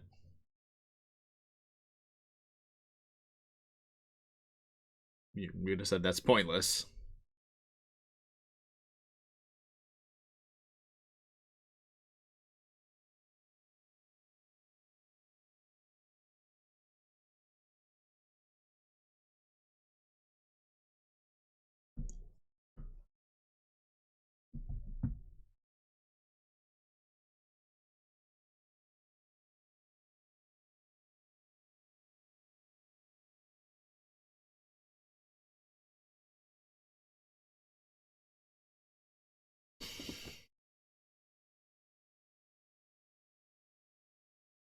To a normal man, but to you, that's exactly what you like.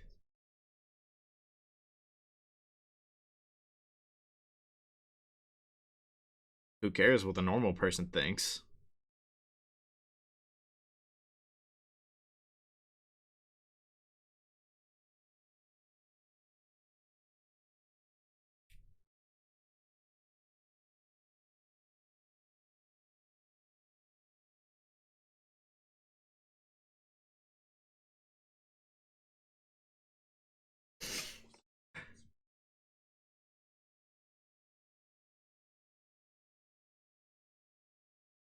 And that's where the issue lies.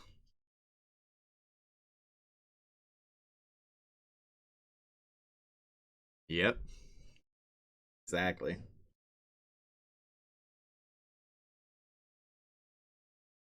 I would agree with that.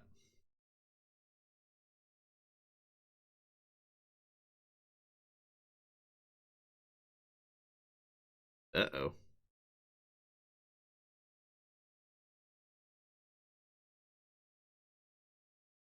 Did somebody just get. I guess somebody must have off screen.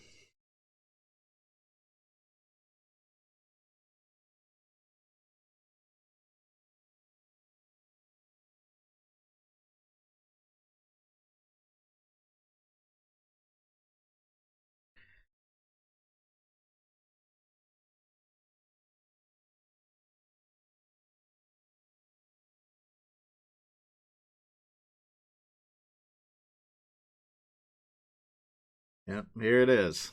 It's finally coming together. Kira's motivations.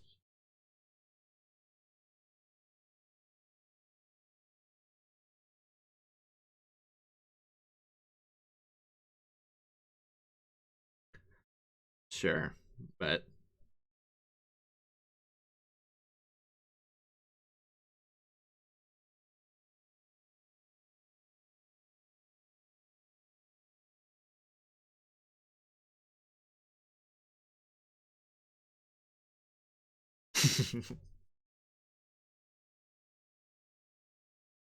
hmm.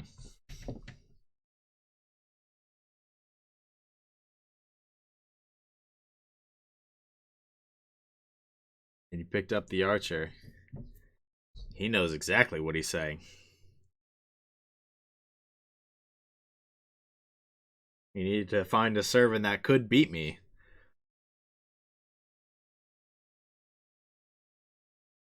Oh, he's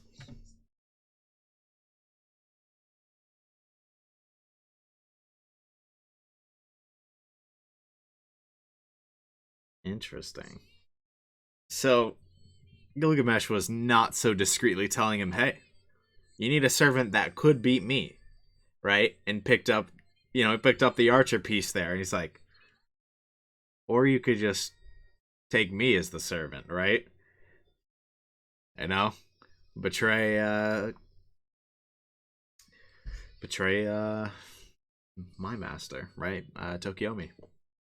Hmm. This was an interesting episode. Again, more a lot of ideological stuff, right? That was quite interesting. I think the biggest thing was obviously Kodamine and Gilgamesh's discussion there at the end. Actually, before we get to that, let's talk about everything else because I feel like that is the most interesting part. But so I don't want to like forget to discuss the other stuff. I think it was super cool to first of all see the Emiya estate, right? Kind of like its birth, right? Kiritsugu, acquiring a new place for them to work, and Iris and Saber deciding that the workshop should be in that in the storage room out in the back. I don't know, that's just super cool to see. It's another cool connection to Fate's Stay Night. um Yeah, I honestly, I mean, I don't have much more to say than that. We saw that Iris was growing weaker, but we've played, at least I've played Stay Night, obviously, so I knew this was coming, right? Like, there was never doubt in my mind that as the war progressed, right, Iris would start growing weaker, right? And I kind of figured it'd be more like once servants start getting defeated. That was the impression I had, but either way, even without servants being defeated, over time she grows weaker because of the excess amount of mana, right? That she has to hold. Um, and so Saber is kind of having to take that role from her. Interesting to see, but it's not a surprise, unfortunately. It's about what we expected. However, Gilgamesh and Kodamine's discussion, that was much more interesting. I mean, I'm still not a huge fan of the retcon regarding Kirei, but at the same time, I don't mind this telling, right? I liked Fate Stay Night Kirei a lot, right? And how he had kind of already figured everything out, that he enjoyed the suffering of others, especially through his wife is how he really figured it out. That he couldn't find happiness through anything else, and that suffering was the only way, right? I really enjoyed that. But this telling, it's hard to consider it the exact same character because it is so different. They really don't work with each other. But I like how this is happening. How he is kind of just talking with Gilgamesh, right? And Gilgamesh tells him, like, they're talking about pleasure, and he defined pleasure itself as a sin. And Gilgamesh was like, what? That's not. It doesn't have to be sin, right? Why should it? Um, and he basically Gilgamesh was trying to figure out what does he find pleasurable, because that's something Kira didn't have an answer to. And the one the master he was most interested in was the one who had it the worst, right? The one who was suffering the most, who had the most pitiable life, right? And I mean, it adds up with everything we know. And he's saying, and Gilgamesh was basically saying, look, like, you were most interested in that. You were willing to just imagine this, right? Think about this guy, right? Like, and his suffering and how he gets to the end, right? And it's like, you clearly enjoy this. This is entertainment. And but Kira, he's just of the sense like, no, that can't be it, because that is sinful to enjoy the suffering of others. So obviously it adds up why he would see pleasure itself as a sin, right? Is what Gilgamesh was saying, right? And so I don't mind this telling, right? Like I said, I've made it clear once. I've made it clear a million times, right? I love the Fate Stay Night telling. Absolutely love it. And right now, I still think I like that over what we're seeing here. But I can't say it's a bad thing, right? That they're doing this, because does it break the continuity? Yes, it does. But it makes for a much better story within Zero. It makes Archer, or like Gilgamesh, well, yeah, Gilgamesh and Kirei's relationship make much more sense, right? The fact that he didn't even start with him and was, I mean, obviously he could just take him up as a servant because he felt like it, but they do have chemistry even in like Stay Night to an extent, right? They have a good amount of chemistry. Um, they work together, right? And so it's kind of building, and it's going to make sense once Kirei obtains Gilgamesh, and so I feel like this is good storytelling. It's just hard because, like, I liked what we had, you know. I don't know. I'm not gonna knock it too hard because, again, I understand that to make this more interesting, for the non, like, for the people that never played Fate Stay Night, right? And I think they wanted this to be a potential entry point. Kirei has to be his own character. He can't be. It's kind of hard if he's a character that is already solved. It just becomes an exposition dump, and that's his whole character, right? Because how much more would there be to expand upon in Fate Zero? So that's why they're doing it as they are, and uh, I like it, but I don't. That's kind of my stance on it. It's a good telling, but I prefer the Fate Stay Night telling so far. Um, it is interesting though. I think either way, Kirai's still a very interesting character, no matter how you look at it. I like. I really enjoyed his wife and how he had what would be defined as normal pleasure. He made this last desperate attempt, and it just wasn't enough. He didn't find happiness in it, and he continued to find happiness in the suffering, and finally he kind of accepted that. And like I really like that telling. Because his wife really does feel pointless in this telling. I don't know. Maybe we'll get to a point where that's relevant, but I doubt it. Um, both tellings are good in my opinion, but one thing that is confusing me, I wouldn't mind a clarification. Is the command spell thing a retcon? Was that always the case? I really feel like that was not always the case, right? That if a servant or like if a master dies, their servant can go to anyone else, right? Like I feel like it was only to somebody with command spells, right? Already, right? Like it seems like the the Holy Grail is just like giving them out willy nilly this time around. It's just like, Kira, no, just take some more command spells, bro. You lost your servant once, but here you go. Here's three more, buddy. Here you go. You got it. Right? I really don't think that's how that was in Stay Night, right? Like, because if the command spells can just randomly be given to somebody else, why would you kill the master? Right? Like, because that was the thing in Fate Stay Night. It was like always kill the master. Like, it makes so much more sense. Is it a little messed up? Yes, but they signed up for this, right? They knew what was coming, right?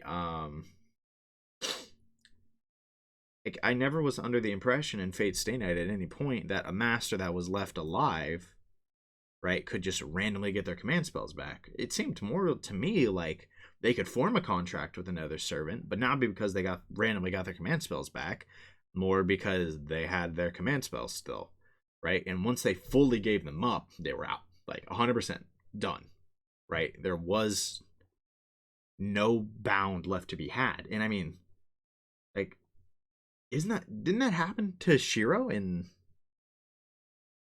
Hold on, wait. For some reason, I really feel like somebody lost their command spells in one of the routes. Um,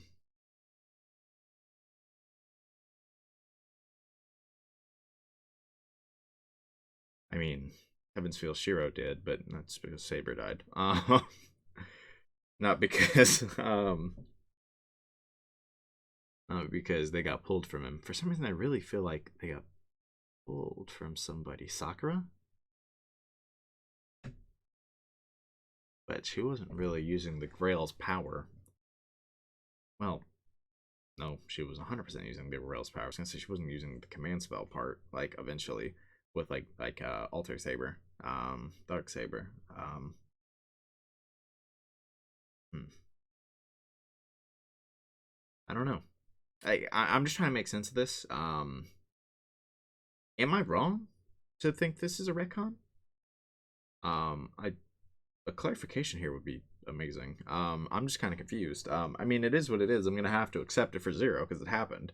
I just I can't remember if anything. I don't remember necessarily anything like this happening in Stay Night. Oh well.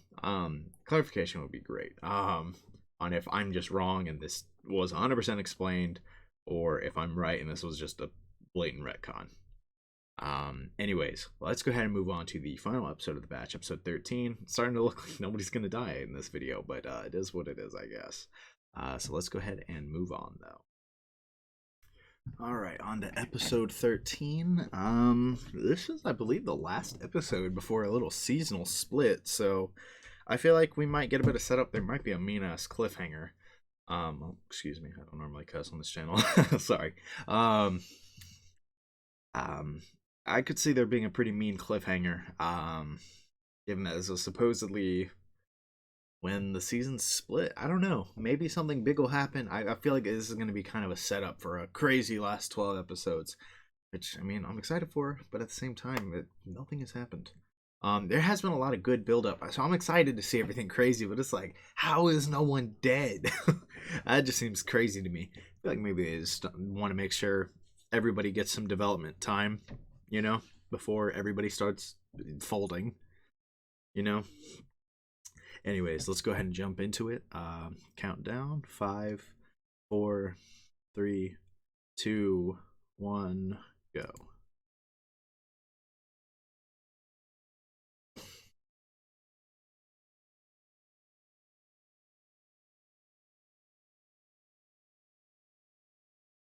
Oh, it's a flashback or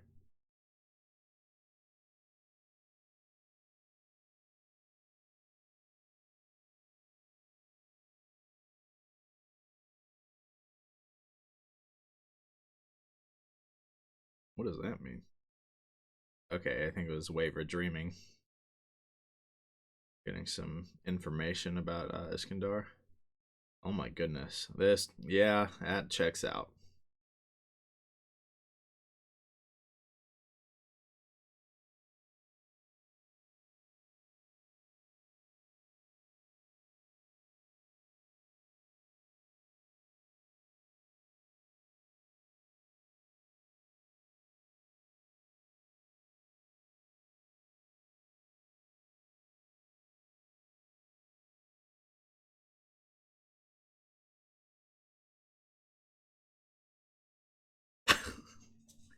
You don't have to see it happen to have some empathy. Why you walk like that?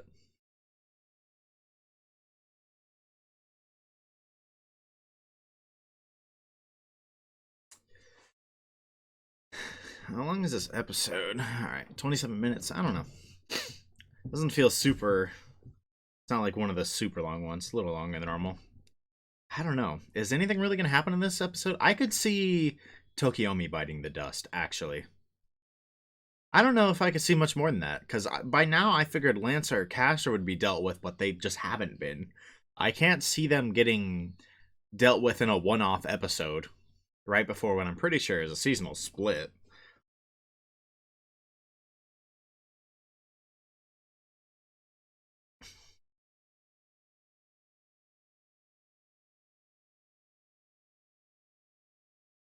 Fire Song. You want to know another Fire OP? The new Attack on Titan OP. Oh my. That is gas.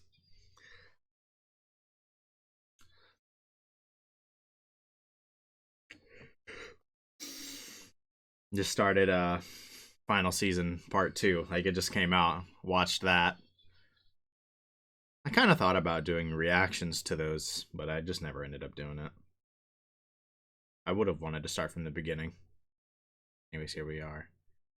Oh, they see what? That the place got cleaned out.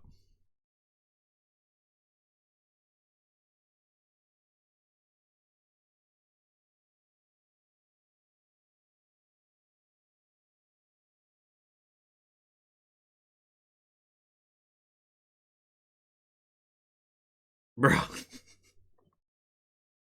His servant supporting him like this.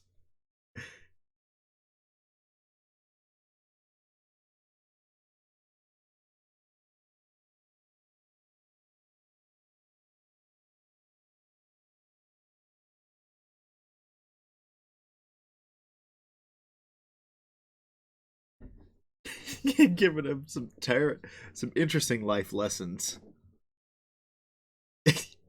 In a way, the message itself isn't that bad.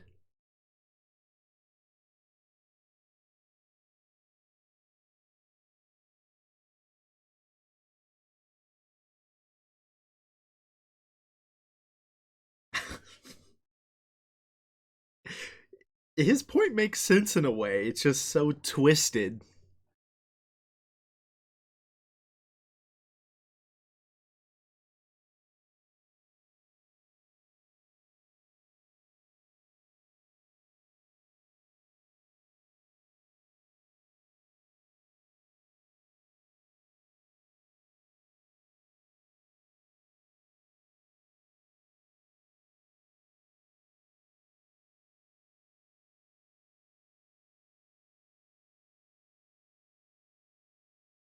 Like he wanted divine punishment.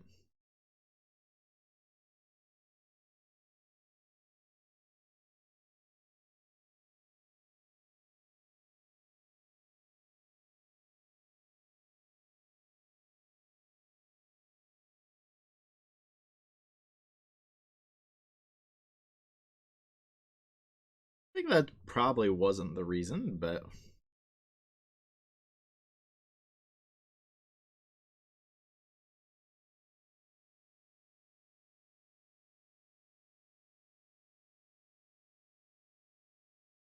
religious now, huh?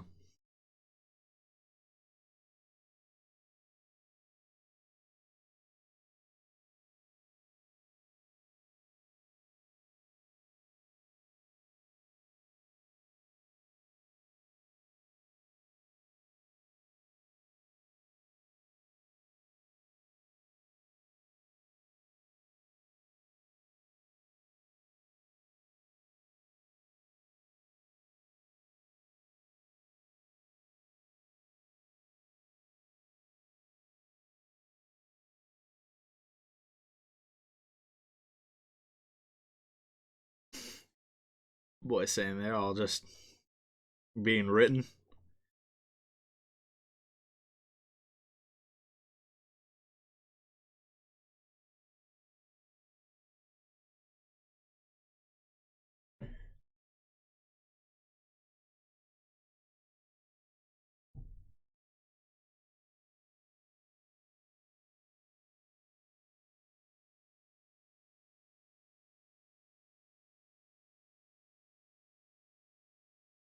It's quite a twisted view, but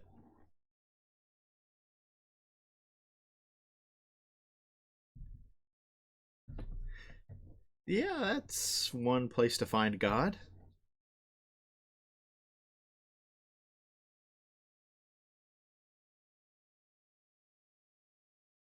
Yeah, that's a new faith.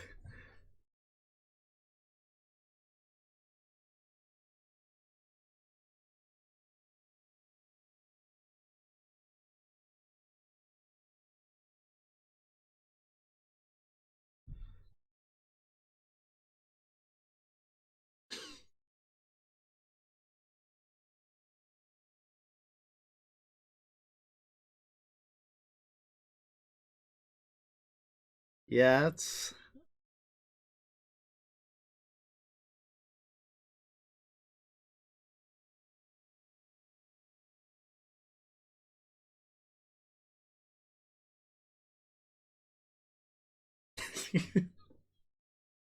oh man, they're such a perfect pair. I'll give them that.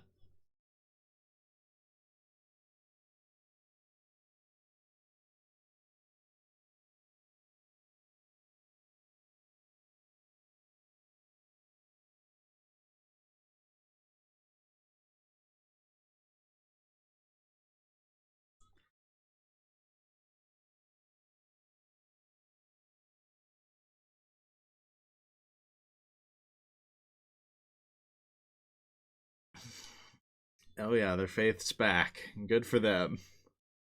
They're quite a pair, man. They're terrible.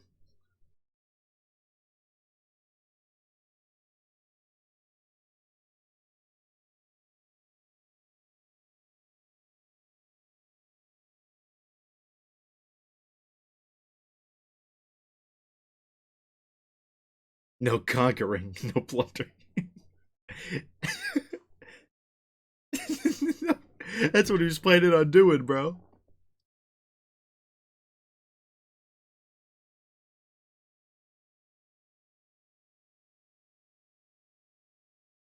If he uses a command spell on that, bro, that'd be hilarious.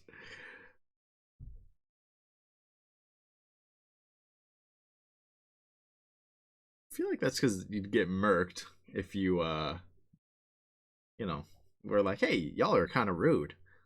Yeah, last place I'd want rolling up on me in the middle of Alexander's rule is Macedonia.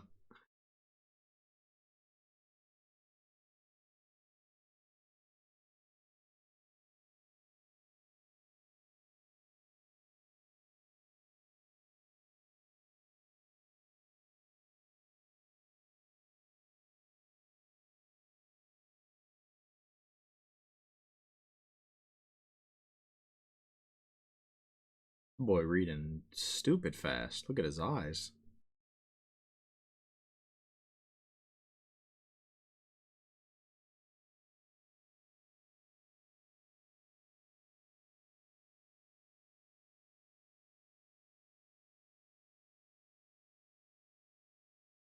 Boy,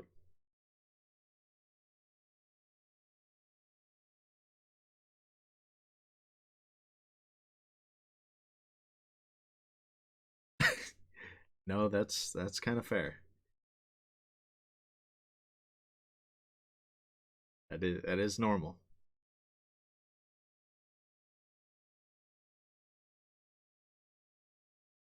What like playing? Is this supposed to be like Fire Emblem?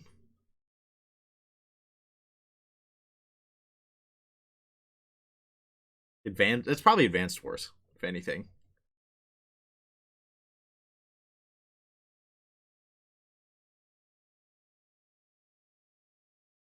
Wait, it's the game's literally called Advanced War Tactics, right? One of them, I think. So,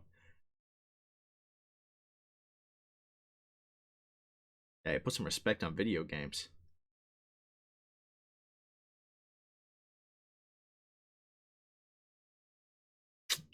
Tell him, Iskandar.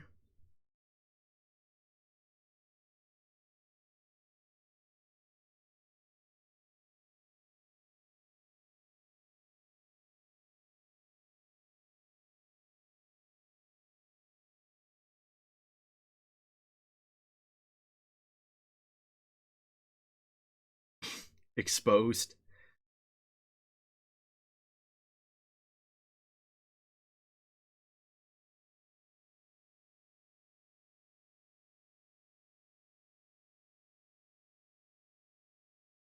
Oh yeah, they're capping. What? Because that's the people's view of him.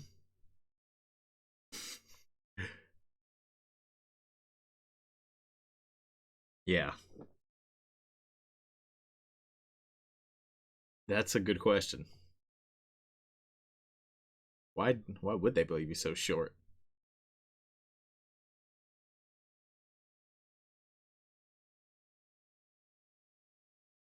Oh, his name's left in history, all right. But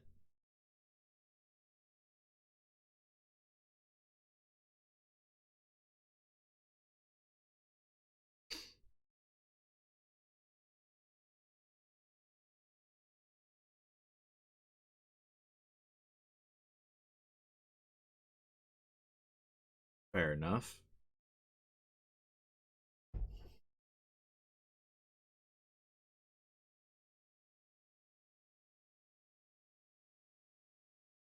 Guess that explains why he wants to experience so much still. Is he standing on water? He's standing on the water.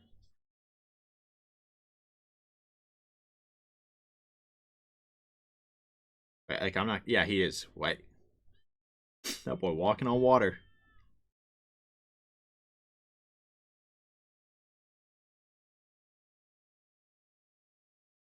I don't have a clue what he just said.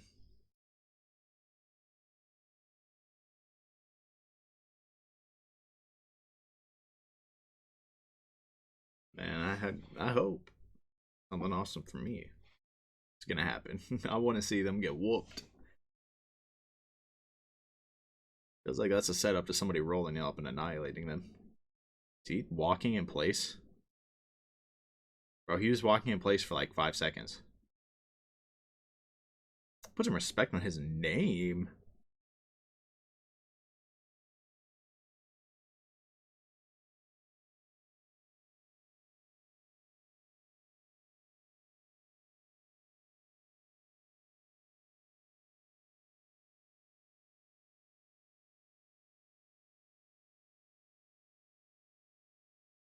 What? No. Yes, that is accurate.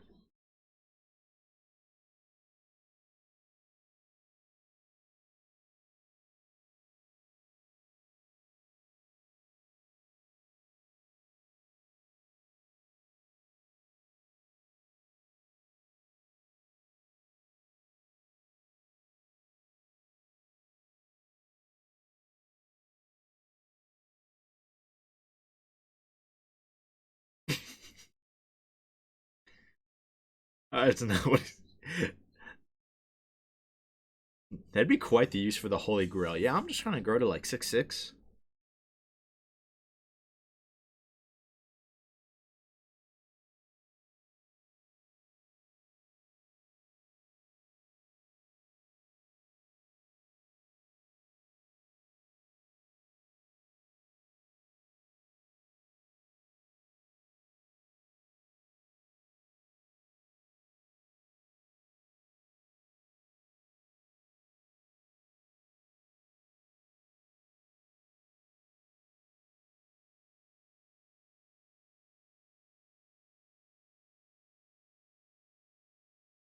I suppose that's true, but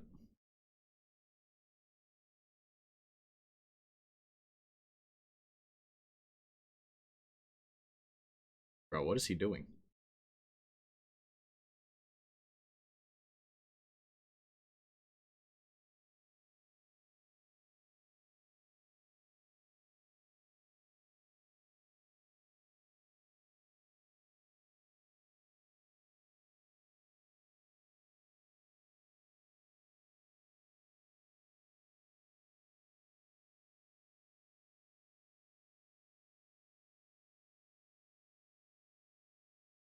Okay.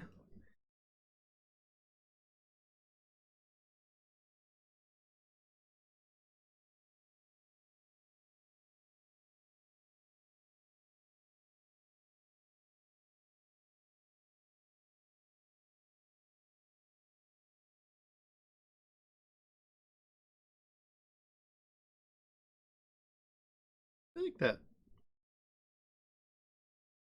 I mean, low key. I mean, you can see where he'd get that idea from, but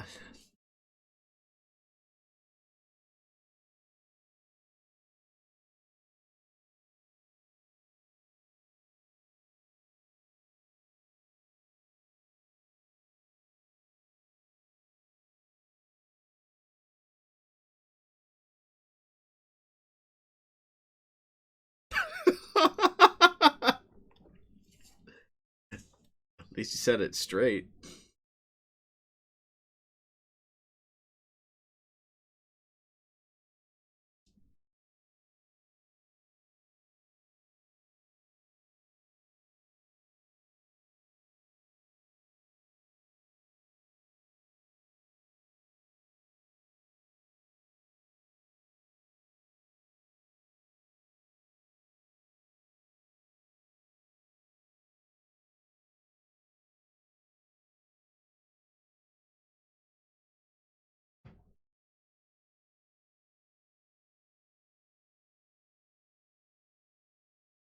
What he dreams of, I guess.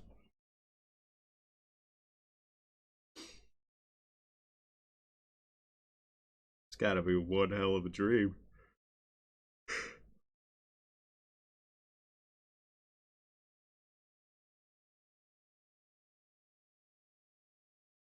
Uh oh. Yep. But everybody's gonna feel that.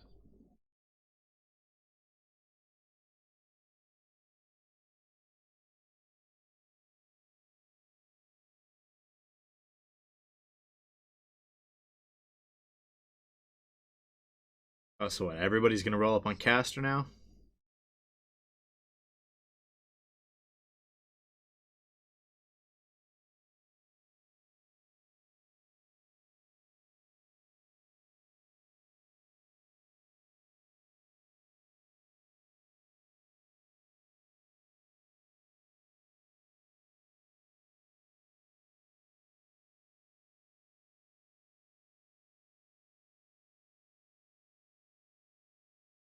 Yeah, I will.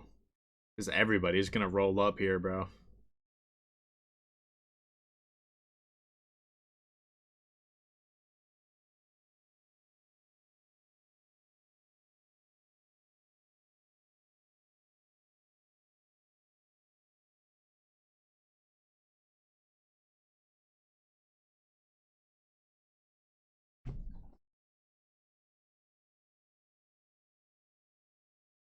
Okay.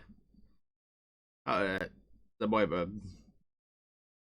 we got a hang glider or something to jump like that. Show me your smile. Oh, she's been charmed. You hate to see it. Dang! Saber went Tokyo Drift up in there.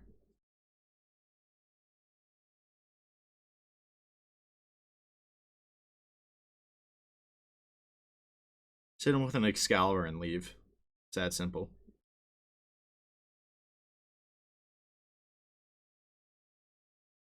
Hit him with a drive by Excalibur.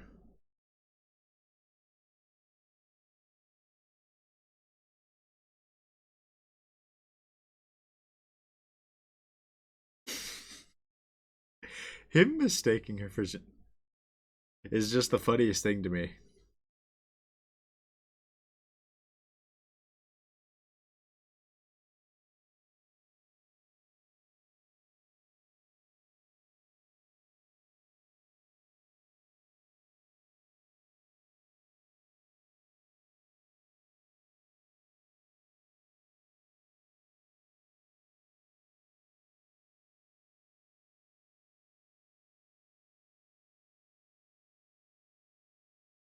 What is he about to do?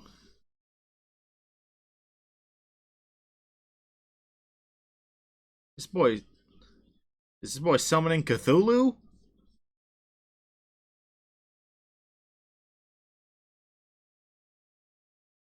So much for nobody seeing this.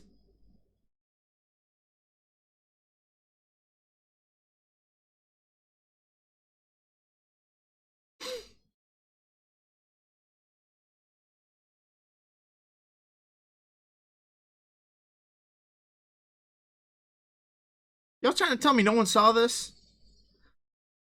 What is it? I guess maybe they just made the whole town forget or something. Like,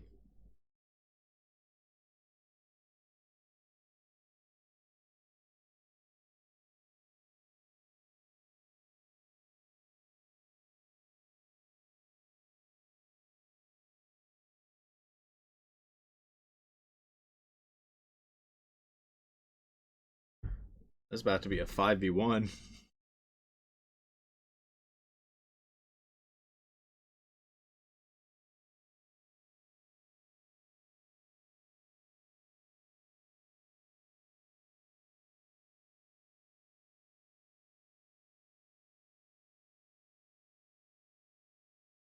He's gonna get Excalibur blasted. Like, there's no way.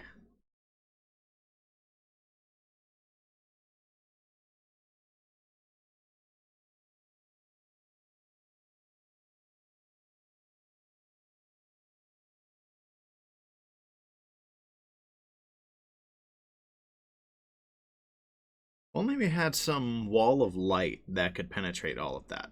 If only. What's up, dear mud?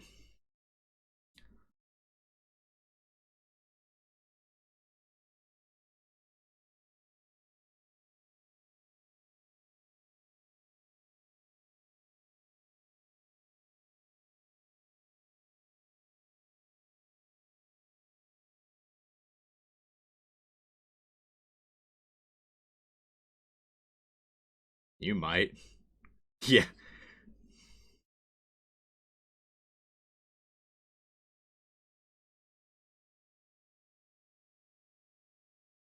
Fair enough, I suppose.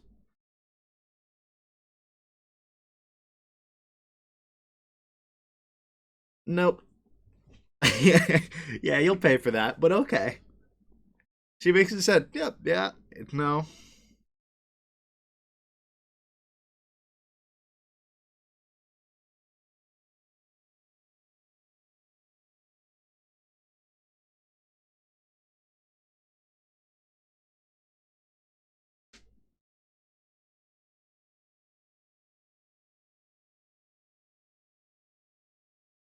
I mean, it's about to just end on a massive cliffhanger, right? Yep.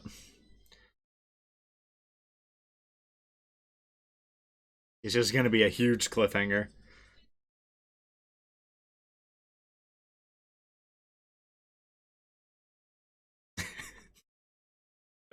Okay, man. Are you serious?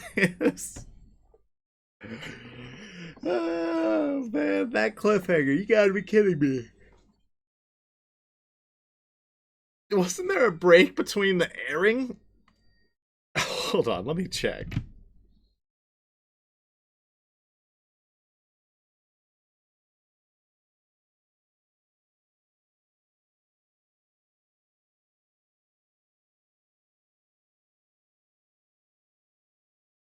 was a 4 month wait. From December 24th, 2011 to April 7th was the wait. It's just. What?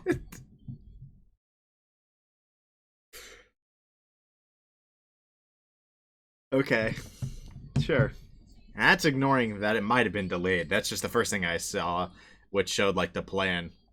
That's just a fat cliffhanger. So, okay. We'll kind of talk this episode, the last four as a whole, and then the first 13 as a whole.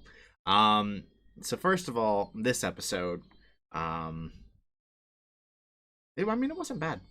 Um, it was super obvious. This was going to be set up for a massive cliffhanger to me. I called that from the beginning. when nothing huge was set up in episode 12, I mean, it kind of had to be, right?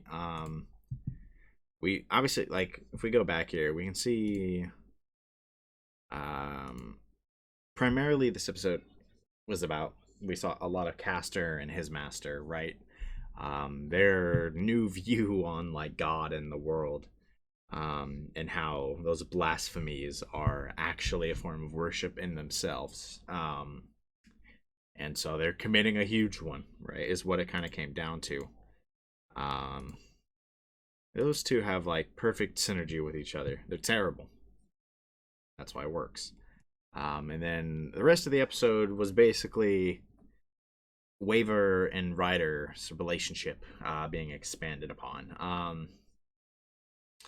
We kind of see Waver's like inferiority complex and how he's not happy with this arrangement because he's very confident that Ryder can win this, but he doesn't think that's gonna bring him the attention, right? He thinks having like, he'd rather have, I guess, died with Assassin than won with Ryder, who he thinks is like ridiculously OP, right?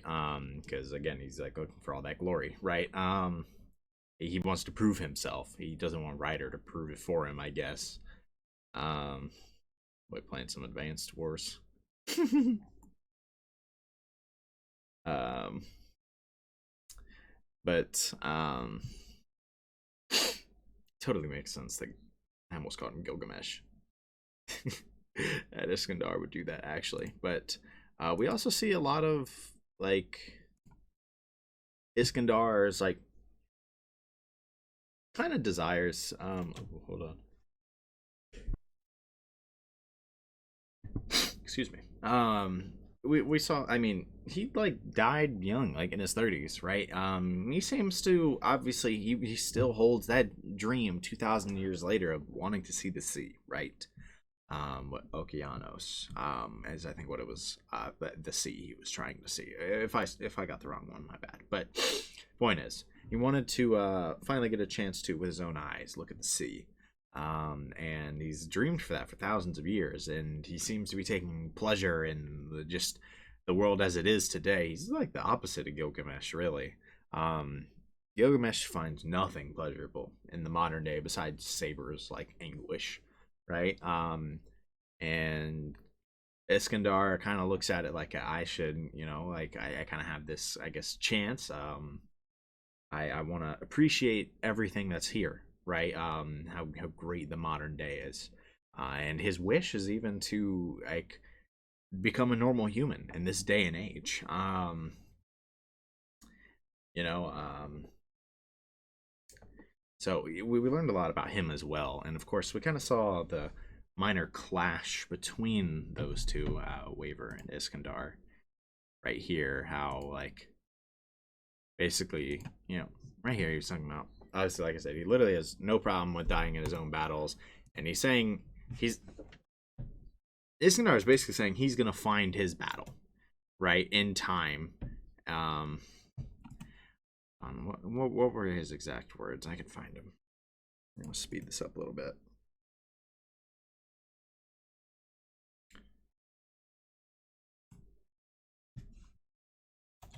Saying, yeah, this isn't gonna be the most important event of your life. Like, you'll find it, right? And as it stands, right, the thing is that the whole point is that this kind of is the most important event of Waver's life. That's why he's here. He wants to use this important event as a way to prove himself, right? That he can be just as strong as any other mage, right? From like an esteemed family, right? That's what he's trying to prove here, right? He doesn't. Iskandar saying, look, there will be more important battles someday. And like he says right here, when you find a way of life that you can be truly proud of, you'll be forced into your own battle, right? I'm kind of thinking Waver's actually going to survive. Honestly, I feel like there's a very good chance he lives and shows up again in Hollow Ataraxia. I could be hilariously wrong, but it's kind of feeling like that's what they're building to, is for him kind of being important in some, maybe not Hollow Ataraxia, just some other work, right? Of like in Fate. He's not, and he obviously he has a huge inferiority complex. He's like, why would you even want a master like me, right? Like, I didn't want to serve and as powerful as you necessarily. right? Who can do this for me? Why would you want a master like me who can't really do anything? And Isengard just kind of makes it seem like, dude, we're both dots on the grand scheme of things, right? It's just kind of interesting seeing their relationship.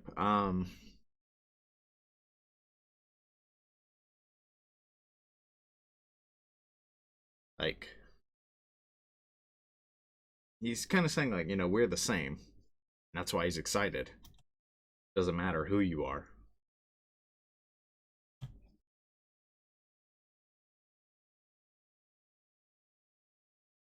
I think he is Loki saying his master doesn't really matter, right? But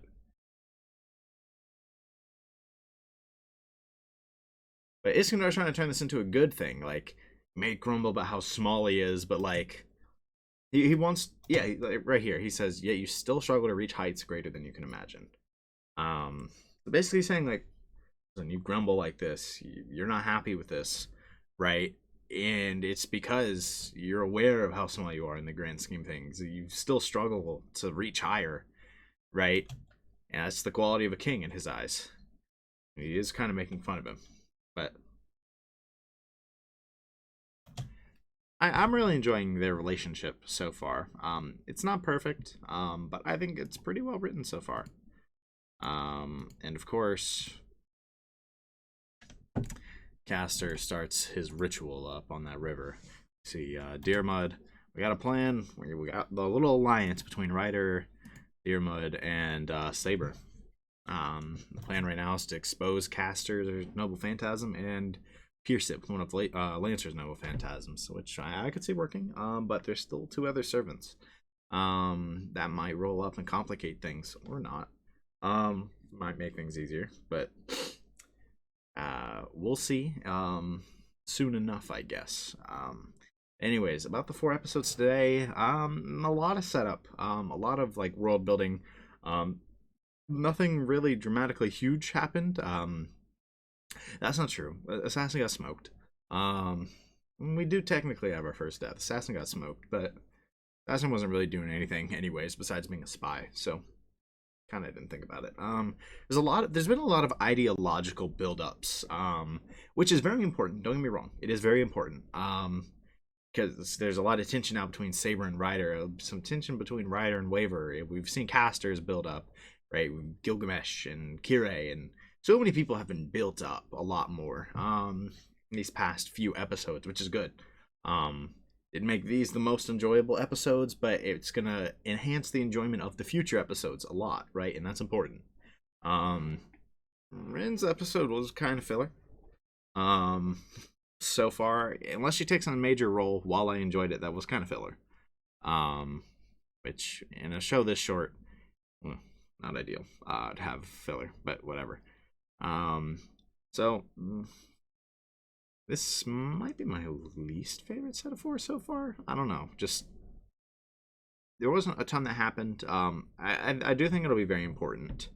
But still, kind of hard to compare to the battle at the shipyard or battle at the Einzbern mansion. Nothing of that scale really happened here, right? Don't get me wrong. I don't only care about battles. I do care about the story a lot. But there weren't any crazy big story developments either. It was so far it's just kind of been the kind of story development where it's important build up to what happens later is what I feel, So like I've enjoyed, but not as much as the other episodes.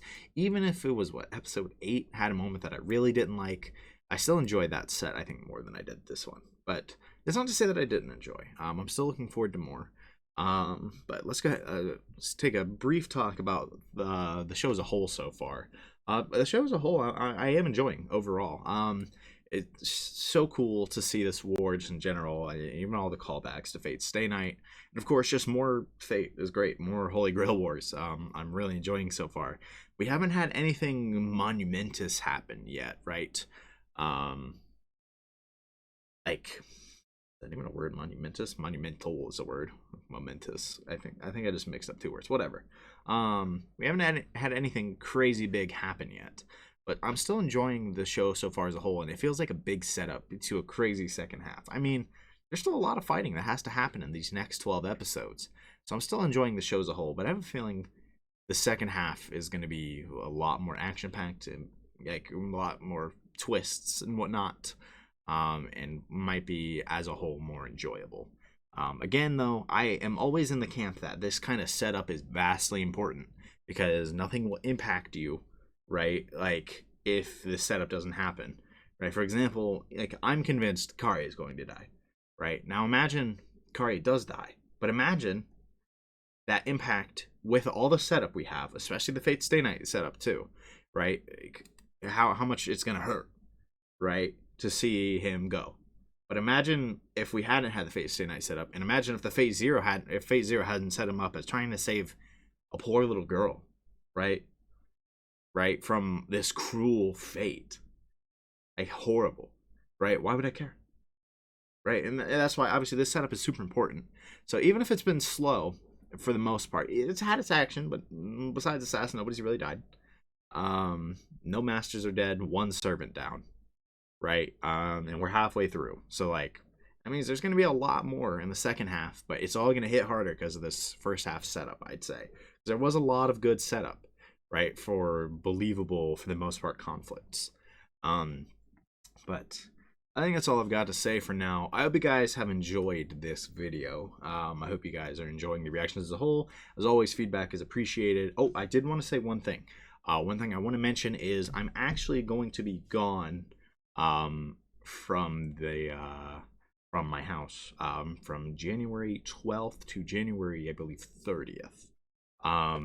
My plan is I am trying to pre-record as much as possible, and I'm gonna upload on a 4-day schedule, right? Hopefully I'll be done with Fate Zero by the time I leave, and we'll have it scheduled to upload.